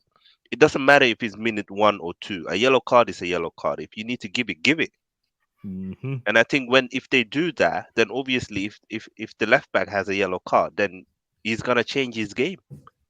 Exactly that. I think it's more that they're not consistent in how they judge a foul, what's a yellow, what's not a yellow, what's a free kick, what's not free kick. And what I don't like is that was it against Southampton or was it against Leeds when he got a yellow card for diving? Southampton. And it was like, come on, but then he got Jesus got wrestled. I'm talking, man. Yeah, that was great. And this is what I'm saying with the consistency from the ref. That's more my issue, is that they are not consistent on what is a foul and when they give cards. If they can sort that out, I think the players will be fine. Yeah. Salah gets choked, Sam. That's not a foul. Yeah. You know. not just that, but it's what they're letting go. I mean, Xhaka got two-footed in that game. Yeah. And the brother got away with murder. I'm sorry. When I see men like Kane and other men like that getting, trip over a blade of grass and the ref giving yellow cards, and Saka is getting kicked week in, week out. That means it's open season on Saka. So the next team's going to come out and see how far can we kick him to push it before we get a card. B, by the refs not stamping down on it, not just Saka, but anybody else, they are saying it's okay to kick these talented, progressive players. Yeah, I heard it on I can't remember what podcast I was hearing it, but the kind of man that they're protecting are the bullies, the players that can't play and they're just physical and nasty and go out to hurt men. Those are the men that are being protected by this kind of refereeing. When you're pulling back goals, you're pulling back fouls like versus against Man United and other not just us but other teams, but yet you're letting two-footeds go and grappling. I mean, what happened with Jesus? If his wife came out and said, "I want a divorce because you've been cheating on me," she would have every right, because I flipping, what's his name? McTominay. McTominay does it every game, and I heard someone say, "Oh, if you put when they gave away in the was it the Chelsea game when they gave away the penalty?" And I heard one of the pundits going, "Oh, that happens in the box every time. And, you'd have to give a penalty." Yeah, give a penalty because he had his hands round him. The brother trying to break free and can't break free, so he goes down. That's a penalty. Take your hand off the man. I hear that. Don't do that. I hear that. So indeed. he needs protection. Sorry. Yeah. No worries. I'll just say quickly in regards to that is the reason why I don't think so, because in a way, I think the way Saka plays and how he draws fouls in, that's a part of his game. That's why he's so good for me. In how he does that. He's so good at getting his body in between the man and the ball, which is why he gets so many free kicks. Jesus, another one who's exactly the same in that sense. And this is kind of what I want to see from Fabio Vieira. you don't need to be a 6-pack arms, biceps popping out to make it in this league. You just have to be intelligent with how you put your body in between the man and the ball. And Saka's very strong. Don't get me wrong; like he's got ridiculous balance and center of gravity. But it's what I'd say is for him is like Fabio Vieira and other players to do, and Reece Nelson to do it eventually. Is if you can learn how to get your body in between the man and the ball, you'll get kicked because they can't kick the ball because you're so good at that. And I think that's where Saka gets a lot of kicks and a lot of impact injuries and those things there, because he's very clever at doing that. I think Zaha is the master. It's not his fault that Zaha and Grealish are them too. Yeah, they're the best. They're the same. I think those players need protecting. But do you know they protect? Do you know how they protect themselves? They dive a lot.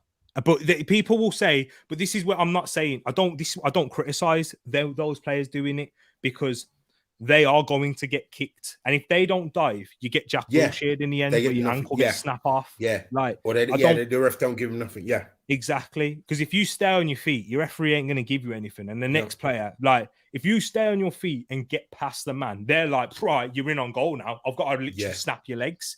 And that will mash up your career. That's why Grealish, when he gets clipped, he does like the whole legs flailing. Zaha does it as well. But I don't blame them. Like, we can't criticize because they would get chopped otherwise. Yeah. They have to protect their career, like by doing these things. This is why. And I think those those players need protecting as well, just like Saka. But yeah, I think that they protect themselves, and it like I know they do, but they've had to learn. How old are they? They've had to learn that because they're not getting protected by the referees. Yeah, but that's where I'm saying like this is where the debate goes. What do you want from football? Do you want it to be a physical game, or do you want it to be a non-contact sport? Like where if you get a little bit too physical and players will go down, like. I don't mind cynical fouls in the game. I don't mind it at all because I think it's a part of it. Like in basketball, like how certain fouls are. I think they've added something, a transition take now, which is stopping you from making fouls on the counter attack, which is probably what we need to see more in football. There needs to be a harsher punishment for those because a lot of teams get away with them. And a lot of players do. It's as black and white as that. I don't think it's either or that you can still have a physical game, but you can cut out the tackles that will hurt a man. Yeah, but like, I think what it is, Wilf, and I said this a bit earlier. I just want consistency from the judge, from the referee. Sorry, like if something according to the rule book is a yellow, then just give it. I don't care if it's minute 1, 5, or 89. And if it's not, if you put the standard of the game that today you're gonna be able to play physical, then you can't go away from that after 60 minutes and then start judging it differently. That's the problem. I just feel like if they just set the standard from minute 1, then everybody knows, and then we play to that standard. Exactly. And that's where I agree. And that's where if the consistency is in the game, then you don't get away with certain things because every referee would manage it in the same way and it's clear defined in rule book. So yeah, I hear that there. And we're going to get into them now. Don't you worry. So the 3 questions that we have. Do you feel that you must remain top before the World Cup break, or would drop into second be detrimental? Quickly, because we're running a bit low on time and that. But so I feel that, to be honest, either way, I don't think it will be bad because I think this World Cup break is going to be more of a blessing for us than it would be a curse for other teams as it gets us closer to January where we can make signings and reinforcements. Like I actually believe we will. And we're after someone now in that Facundo Torres from Orlando City. He scored against us in pre-season. He's meant to be one of the one of the better players in MLS, and he's 22 years of age, under 23 Uruguayan player. Who knows? We'll see what Miguel Almiron's doing from that league now. Maybe we got the next Miguel Almiron. But what would you say, King and Wilf? Go on, King. I shouldn't go after you, but go on. Okay. Now I feel like we've accumulated enough points for nothing what happened next is gonna be detrimental for the season. I just feel like whether we first or second, we're gonna reach that World Cup in a very good place. And Then after that, it's just I think 2 Premier League games, and then the January window is open, and we've seen now by that, Zinchenko and Elneny should all be back, and it won't be far until Smith Rowe will be back. So no, I don't think it will be detrimental. I think we're all right for now. Exactly. What about you, Wilf? Do you agree? No, doesn't make a blind bit of difference. It doesn't change our objectives for the season. Objective for the season is to make Champions League. So, yes, for bonus points, if you're above Man City come the World Cup, it's going to make you feel better. But nobody's expecting us to be there anyway. So sitting in second and we're clear of the chasing pack, job done. It actually makes it's potato. You know what I mean? Tomato. It doesn't make a difference. Exactly. But Black and Blanco just made a really good point there. The last comment that he had. Which one? This one? Yeah. Playing football does not give you the right to assault another person. Those nasty challenges should be dealt with. I wouldn't say that, Loddy, I don't think he assaulted him. Yeah, I mean, we saw more assault happen against even, Man United and Southampton, to be honest, like with some of the challenges in that. But yesterday, it was one of them unfortunate ones. He's probably had a kick too many. That's probably what it is for Saka. But it's accumulation. It's not. It might have happened yesterday, but you just mentioned games that it did happen. And then when the next kick come in, it's on a sore piece of leg anyway and cause more damage. That's the point I'm taking. It's cumulative. Yeah. And one more thing I'd say, Jack Grealish and Zaha do a lot, and they do really well. Moan at referees, like Bruno Fernandes is probably the best at the world at doing that. Oh, I hate him. Yeah, Saka's too quiet on that front. He definitely can take it. Needs to put pressure on them. Yeah, I think that's something, but he's so young as well. I think sometimes he's just 21. Like there are things that with more experience, he's gonna learn that the refs are not gonna protect him, especially not in England, especially not playing for Arsenal, especially being a very attacking player. It's part of the game. He's gonna have to learn the hard way, unfortunately. Exactly. He's learning. If you look at him, if you look at the games that he's played, he's getting more and more money at the refs. Yeah. And CM says there, the inconsistencies are real with refereeing because the game is not universal anymore. Many parts of the game still are, but the rules are different depending on the governing bodies. So weird. That's an excellent point. Great point. Exactly that there. And that's in terms of the World Cup question. Agreed. I think Arteta and Edu are counting on the current players, including those due back. Indeed. Grealish, Zaha, Saka are in the minority as far as style. It's true. They are. I mean, as Will said, Harry Kane dives a lot, and he had to protect his ankle as well. Because Harry Kane was getting chopped in his ankle enough times as well, and people were starting to do that. And although I don't like when he does it, but he dives and he doesn't get as chopped in his ankle as much anymore. But he gets the protection. He gets the protection from refs. He's learned it. Him and Wadi learned to master it. Gerrard was another one who mastered it. I know they have, but the fact is, refs protect them. But they didn't know. This is where I'm saying. Like, I get what you're saying. No, I understand. Ankle mashing. He never got no opponent got a red card for that. But this is what I'm saying to you is, do we wait till Zaha, Grealish, and Saka have their bodies have started to collapse on them before we start? But that's what I'm saying. Yeah, it's not the bodies though. It's like what we said about the moaning. No, I mean actually their physical bodies a little bit more. Their physical bodies start to deteriorate before before they get protection. This is what I'm saying to you. You said that about Kane, because they were going after his ankles, and now he has to protect his ankles so he goes down. But that's what I'm saying. That's where Kane had to learn to moan a little bit more at the referees. Because of that. I think in the culture of English football, I know this sounds maybe stupid, but it's kind of part of it. So I think the only thing the refs, as I said before, is that if something is a yellow, give that yellow card. I think when they I think sometimes the ref are not. It's like one player will get away with something, and then the ref will get emotional, and then someone does something, and then they give that player the yellow, but the player that's been putting on 4 or 5 fouls before doesn't get a yellow. Mm. And I think that's more of a problem for me. It's just ironic that the kind of people that come out and say, "Oh, yeah, it's a tough game, it's a man's game," are those thuggish kind of players like your Souness's and whatever. And Yeah, Souness is one man. If you put in the tackle on him, he's getting up ready to thump you.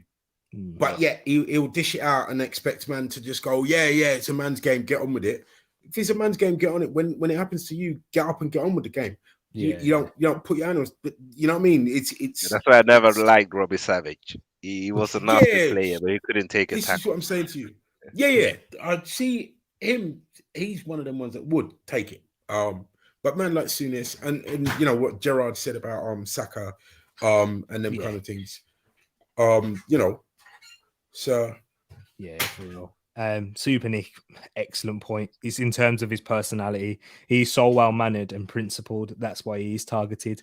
He doesn't do the shouting thing at the referee. And because he's well mannered, you know what I mean. So I think you're right there, Super Nick. I think he's spot on, and players and taking advantage of that, and referees are as well, because like with the dive that we saw, like, and he got booked for that. I couldn't believe that. But yeah, we won't spend too long on that because that'll be another show. Again. So yeah, the last two questions. I'll save that one till last because I think it might be a little bit of a longer one. So yeah, I'm going to try and short it out. Was it a mistake to offer Nketiah that contract? No, I don't. The thing is, no matter what actually happens with, in terms of if he makes it at Arsenal or not beyond this season, I don't think it is a mistake because we protected our value. And let's say worst case scenario, I don't think this will happen, but let's say it does. Worst case scenario, right? He doesn't make it at Arsenal. We make a profit because he's an academy player. And because of that contract and how it's structured, people take a lot into it and say, right, it's 100K a week blank. Like that's no. That's including certain bonuses and how it's structured. Like the media just very well, you know, to get clicks said it's like Williams was the same. It's a contract worth up to 100K a week if they do certain things, if Arsenal if Arsenal's a club do certain things. So it's probably like American football contracts where they say, oh, he's on 600 million. No, he's not going to get that if he don't perform to a certain level. But in a word with Eddie, no, hell no. It's just it's a no-brainer for me. Yeah. What about you, Will? What about you? I'm doing it again. I always do this. King's the one with the you know, with the right. I don't have the dreads. I know exactly. You feel like all black people look alike. Short hair. You see, King's always the one throwing out these allegations. I mean, oh boy. Oh no, man. What about you? What about you, Will? I mean, King. Now he's taking the piss, guy. Now he's really taking the piss. Ed is taking the living pee. No, Ed is taking. Oh, sorry, Tereak is taking. Oh yeah. No, you're just blind. That's not color. It's not blind. No, you should call him crap. You gotta stop calling you crap. Yeah, crap. There you go. You see. I'll take that. But yeah, in regards to Eddie, I think it's too early, man. It's too early to say. I don't think it was a mistake when they did it because there was a reason why they gave him a contract, and because they believed in him and they didn't want to lose him for free either. Like, I think regardless of what's going to happen with Eddie, whether he's at Arsenal, if he goes to another club, I think he can score 10, 12, maybe even 15 goals if he's the main guy. If he goes to a Forest or if he goes to a Wolverhampton, he's going to score goals for those kind of teams. I just think that he's so unlucky that right now Jesus is so good and so vital where it's very hard for him to get any chances. It's like what you're saying about Sambi and Partey. Yeah. The level is so the gap is so different. Everybody's thinking, well, why is he not Jesus? Who else has a Jesus? Yeah. That's it. And because they're playing at that high level, if you don't play week in, week out, it's very hard for Mm. you to improve your level. Yes. Exactly. And now, Jesus. Right. Let's keep this short and sweet, Pete. We might have to do another show on this alone Yeah. I because know. there's a No, actually, is yeah. I is got a Jesus concise answer. goal scoring drought a concern? Is it a concern? Oh, so difficult because it's not a concern in terms of his performance levels, in terms of how we play. And when we're playing well, Jesus is at the heart of that. We don't score half of them goals without Jesus. And I'm not even just talking about assists. I'm talking about movement. Like even I know did he? Yeah, he didn't technically get the assist for it, but he created like 2 assists for that first goal for Reece Nelson's Three. first goal. Three. No, but I'm saying Odegaard's as well. for that Oh one yeah, goal, he yeah. created 2 assists. Oh yeah, One yeah, with his yeah, yeah. run, because his Yeah. run created the space for Xhaka to make that Yeah, run yeah, in there. yeah, yeah. He ran Yeah. centrally, he Yeah, ran across and he the defender. comes across. Yeah. Exactly. And then following that, he played the pass to Reece Nelson. So yeah, so like Jesus, in terms of performance, in terms of how we perform as a team, no. This is where I would say it's a concern, is when we're not playing well in periods.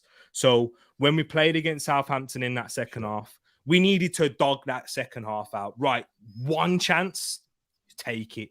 And we know Jesus isn't that. And this is where, when King and Wilf were saying earlier on, when we was doing the very start of the season, I was saying, this is what I'm happy with 15 goals for Jesus. If he gets 15, I'm happy. I'm sweet because I know he's going to give us 10 assists. So that's going to be 25 goal contributions altogether. So imagine having a striker, that will get you literally 25 goals and 0 assists. I'm sure every single one of us would take that, right? Because that's why I'm happy with him. That's why overall on his game, it's not a concern. But if we need to, this is more for when we're being title winners now, not for what we were trying to achieve this season. When we need to, just scrap out that 1-0 or that 2-1 win when we're under the cosh a little bit, is Jesus your man to be killing with a killer goal? I'm not sure. But we need for Arsenal to be a very, very good team and to be as good as we are today, I'm not concerned. I kind of broke it down into 2 separate points there. But what would you, man, say? You got anything to add? Well, I'm glad you said when we win the title. Did it slip out of my mouth? I'm sorry. Yeah. King, you want to take this one first, or? All right, yeah, I'll let you finish. That's fine. For me, yeah, if your team is scoring a lot of goals, then it's not a problem. And right now we are averaging 2.5 goals per game. That would give us 95 goals for a season.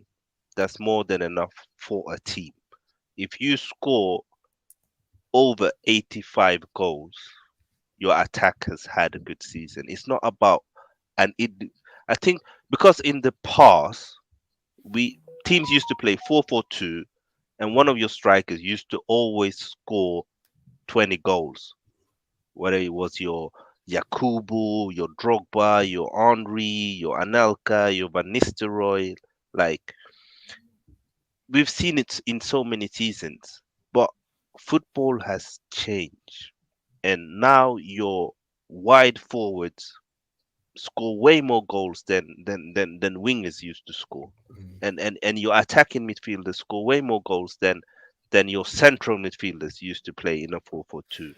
So in our mind, we used to, well, a number 9 scores 20 goals or he's had a bad seasons. But how come Bobby Firmino was so integral to Liverpool? And how come they scored over 90 goals as a team and won every title you could have won? Like, it's not just about goals. The only time it's a concern for me is we go for a long period where the team itself is not scoring goals. Then you can start looking at individuals. What is the issue? But when we score 5, like we did against Nottingham Forest, and Jesus get 2 assists, even if he didn't get an assist, it would have meant that he did something for the other attackers to score goals. And that's what's important for me. Again, it's a team. It's not about Gabriel Jesus scoring X amount of goals. It's about Arsenal as a team scoring X amount of goals. And right now, we are on pat on scoring the amount of goals the manager has demanded us to score. And that's better. Just look at when we had Aubameyang. Aubameyang would bang 20 goals, but the team would not even get 70 Yeah. goals. Exactly. Yeah. What would you say to that, Wilf? You both made excellent points. I mean, the progression of a centre forward has moved on. Yeah. Which King said, I shot myself in the foot and scored another own goal by letting King go first there. Yeah, and what you said about if we're not scoring goals, then it's concerned. But the point I made when you said if we were a tight will inside, we would have another striker. We wouldn't just be relying on Jesus. So that takes the pressure off him anyway. It's just that in our current iteration, he's the main focus because he's the man that been brought in to give us goals. I have no concern whatsoever because his goal contributions are second only to Salah and KDB at the moment. His goal contributions, even Haaland, I don't think it's either it's either Haaland and KDB or Haaland, I think KDB he's and third. Saka. Yeah. He's third after the two of those. Oh yeah. No, goal involvements. So whether he's setting them up or scoring them, I don't care, so long as we're banging in goals. And his confidence level is his confidence level and belief in himself is so high. It's not a confidence issue with him. It's just he's coming across keepers that are making fantastic saves. People are so afraid of them that they're on their game to stop him from scoring. There's usually because a lot of the times when you see the shot being saved or it goes wide, he's had to beat like 2 or 3 men just to get into that position because they're so overloading him. He's not getting tap-ins. He's not being there for tap-ins. Exactly. Although he could have had one yesterday.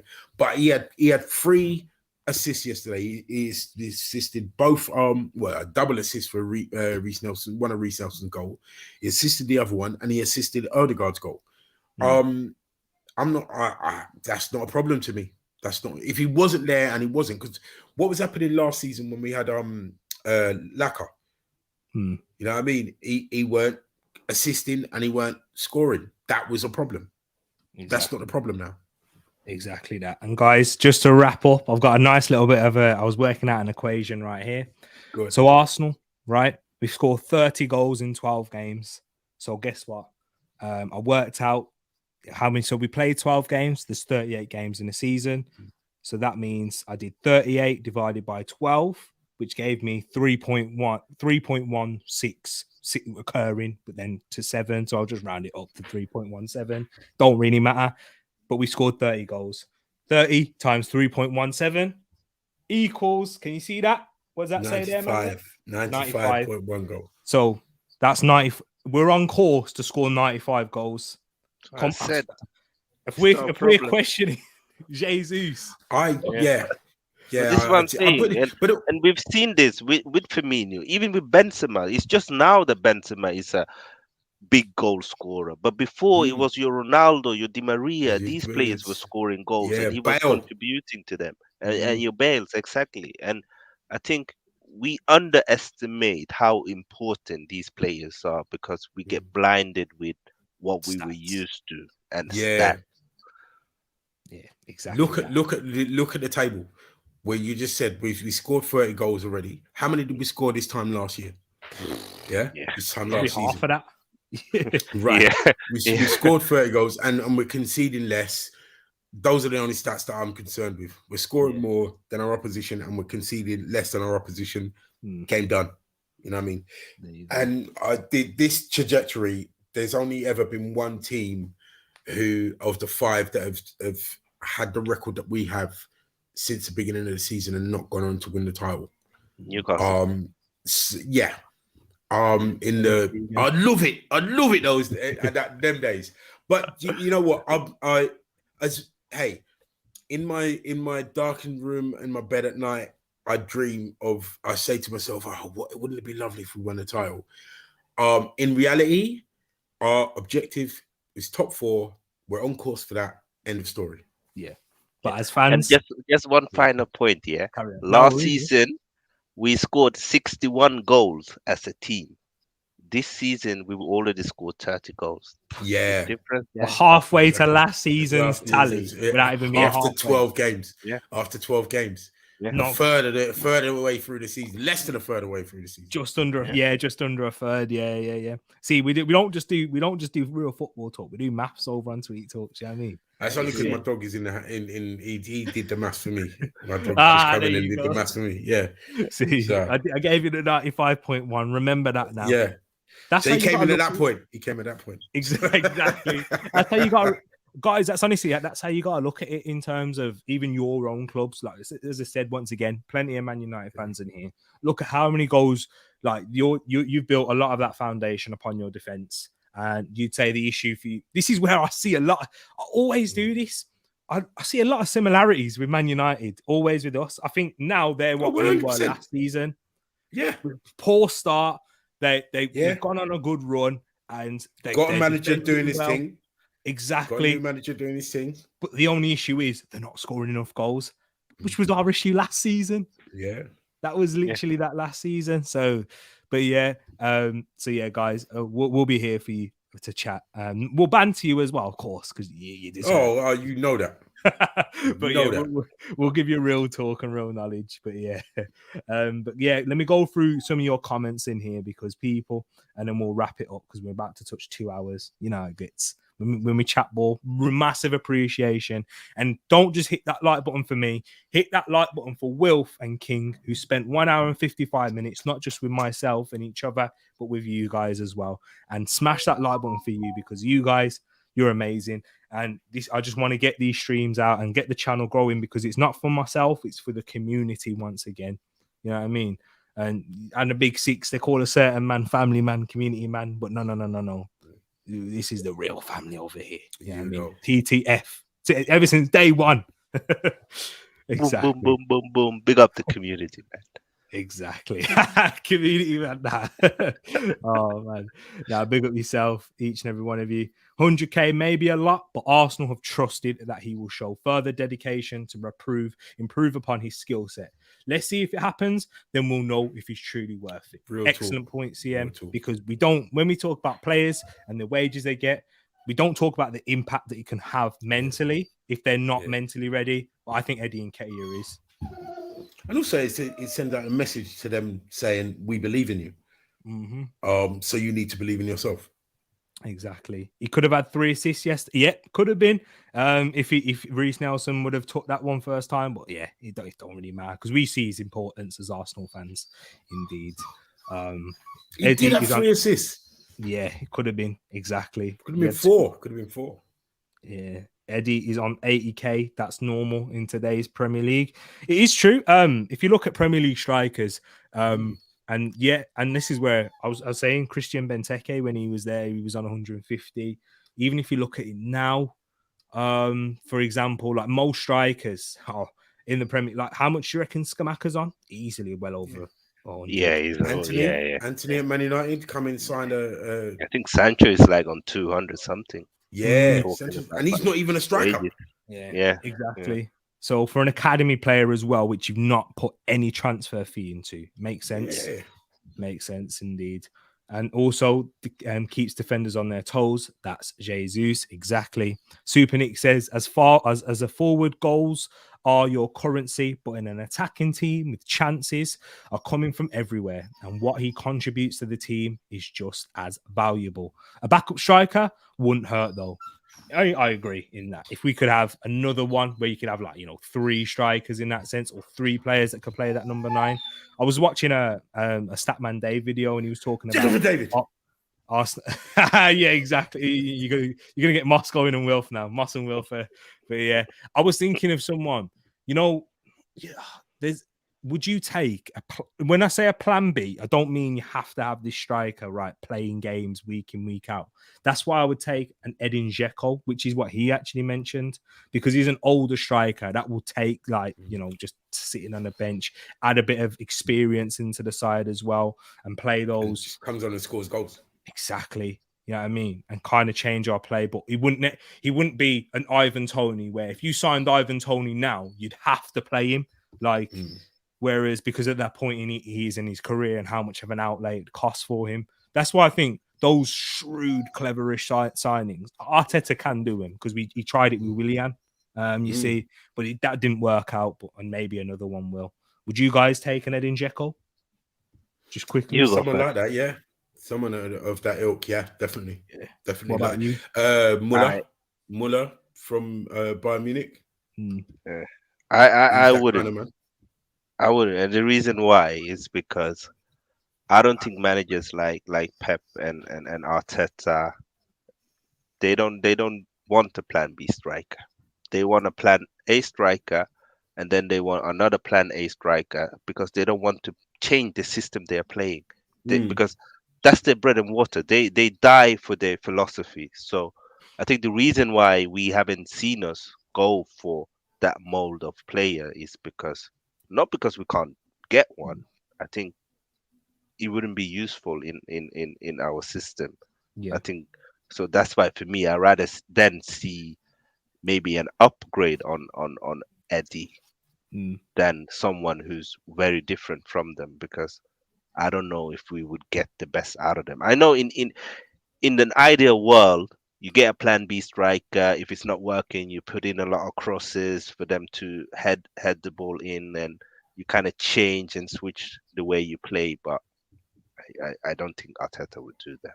That's great point. But I actually, when you think about it, that's exactly what Pep has done. He's that's brought in. That's what I was going to say, with Will. With Haaland. He actually has done it with it. The only difference is Haaland's young, and Haaland's going to be playing most games. But you looked yesterday. They went back to went to their plan B, playing without Haaland. Alvarez, putting Alvarez there, and they played the same way, and it wasn't working. Yeah, but did you see the crosses Kevin De Bruyne was putting in? Yeah, but they were doing that before Haaland. They were doing that before Haaland. They were putting in crosses like that before Haaland. And it was Jesus on the end of it. And it was Jesus on the end. They were just going to the far post. So I think Arteta's not opposed to that. It's just the age profile. He wouldn't bring in someone that old. Yeah, he wouldn't bring in someone old. That's but I don't think he's above bringing in Vlahovic. Vlahovic would have been that kind of man. Yeah. Do you know what I think? Yeah, I feel like with Pep, he had to learn. So before it was just like Aguero, it was Jesus. That was the kind of striker he wanted. Yeah. But obviously he's learned. He's played in Premier League for so many seasons. He's seen the physicality. He's seen the importance of putting in crosses into the box. So he's kind of gone away from, you know, how he was playing at Barca and Bayern, and when he just joined City. He's a very different manager, and City play very different from those teams. I think with Arteta now, he's learning to master his A plan. And then I think maybe in a few years' time, when he's mastered it, that's maybe when we will see where he goes into a more of a mold of a Haaland type of striker. But remember, Pep was almost had to do that because remember he inherited Aguero and then brought in Jesus. So and again, the same thing with Barcelona. A lot of those players he inherited and he moved on from, because remember he inherited what's the brother's name? Came to Chelsea. Exactly. Yeah. But you see then, like with Pep, you remember at one point Fabregas was the number 9. At one point, like, you know, your Phil Foden, your De Bruyne, they played that number 9-ish. And this is what I would say to this comment here. And this is where it's different, man, because you have to look at stages within this squad, right? And this is it's kind of in response to you guys as well. Moss saying Luke de Jong back in Jan, not with the stage that Arsenal were at last season. Arteta, he will sign older players, right, when he feels that the squad is ready to have these older players in there. That will make the difference. I just think the last transfer window and the one before, well, actually, he signed more experienced players in his last transfer window. And now when we're adding that little bit of is something that will take us over the edge. I think he won't like go amiss to a 30-plus-year-old player. No. Because we saw 27, 28, maybe. When he thought that we needed more experience with Willian, he signed him. Let's not forget that. 100%. He signed him. And He don't signed Tereak underestimate- as well. Exactly. Like, let's not forget, we signed underestimate Tereak. why they signed him. Exactly. Because I couldn't stand Willian, but in the dressing room and developing their mentality, that's what he was brought in for. He didn't have the physical ability on the pitch, but his mentality, David Luiz's mentality, progressed them to a certain level. Exactly, and we needed that in for that point. And when we do get to that point where we just need a little something to take us over the line, he will do it. I'll remember this day. Remember it. I promise I agree with you. Clip it, guys. Save it. Exactly. Save it. Yeah. Because that's the way he is. He's very intelligent, man. Arteta. That's why we love him. But guys, I'm gonna wrap this up here. 2 hours and 5 minutes. Wow. Massive one. Ed's rubbing his hands going, I told you, It's like half an hour ago he was telling us. What did he say half an hour ago? You're gonna be 2 hours. 5 minutes. I'll see you at 3 a.m. Yeah, he said 5 minutes. I see you at 3 a.m. 3 a.m. Oh wow. Hey, it is what it is, man. We just love chat, man. Yeah, I mean, we just love to chat. But big up each and every one of you in the chat. We still got 14 people here watching live. You guys are the real MVP. Respect to you guys, and massive appreciation to my co-hosts in King and Wilf. Thank you once again, man. It's an absolute pleasure talking Arsenal with you. One day this will be the dream. We'll be able to do this as a job. You know what I mean? Love it. You know what I'm saying? So hopefully we keep pushing, we keep going towards that. But only thanks to the community that we have here, we get to do it just for fun. Do you know what I mean? And for the love of the game. But King, let the people know where they can find you, my bro. And thank you once again for joining on the Arsenal show. Thanks for having me on. Honestly, it's always a pleasure, and this is one of the things that I look forward to every week is to speak football with you guys. Honestly, you make it so much easier, and it's fun, and it's challenging as well. You have to challenge yourself. You have to make sure you're sharp, and I like that. I like that. But guys, make sure you subscribe to Tereak's channel. He's on the way to get 600 subs. Make sure you subscribe to him. You can also find me on my channel, King's Football Show. I'm just 8 away from 200, guys. So if you could help me get to that 200, that would be amazing. 8. And come on, man. Yeah, we got to get over the line. I'm gonna slap that in the comments and in the description down below. But let them know what you got coming up as well. What content? Yeah, so you're gonna see me do FPL shows this week. You're gonna see me do a Premier League podcast as well this week, and it will be some preview for the Arsenal games as well, guys. But the chat, you guys been amazing. The interaction, the banter, the questions is elite. Exactly. We are exactly 100%. And Wilf, the man himself, big up my brother each and every time. You guys actually messaged me in regards to this here today, man. And you guys are amazing. I too, man. Yeah, I too. Like King. I've done it again. I'm gonna ask him and I can't say anything. This is a dream for me because you know what? After playing this football as long as I have, I feel like a pundit now. He's just tired and just doing his chat, and I love it. It's again like King. It's one of my highlights. You'll find me in the Discord. You'll find me here. I'm on loan tomorrow on Tony Claude Gunner TV. I think we're doing it about 7:30. So tune into there. Definitely subscribe to Tereak's. Definitely subscribe to King's show, and hopefully, to be honest, what I would have done is taken everything that you two have said, and I'm going to use it tomorrow on the show and make it sound like it comes from my mouth. Then I'll sound knowledgeable. But yeah, big up to the chat. Love you. Love what you've given me by being able to do this and having a platform and having your intelligence, your grace, your respect for each other and us. And I love it. Big up, man. Big up yourself each and every time. And then, yeah, go subscribe to Moss as well. He's shouting his thing out there. Yes. So, Yeah, Put Moss, Yes. my FPL Yeah. companion.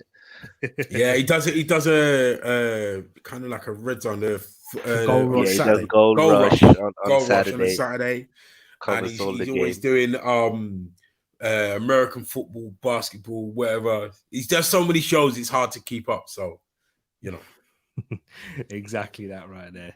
And now, take care, people. Love to you all, and we're out. Peace. Cheers, guys. Let me get the outro video. It always takes me ages. Oh to get yeah. there. No worries. That's really.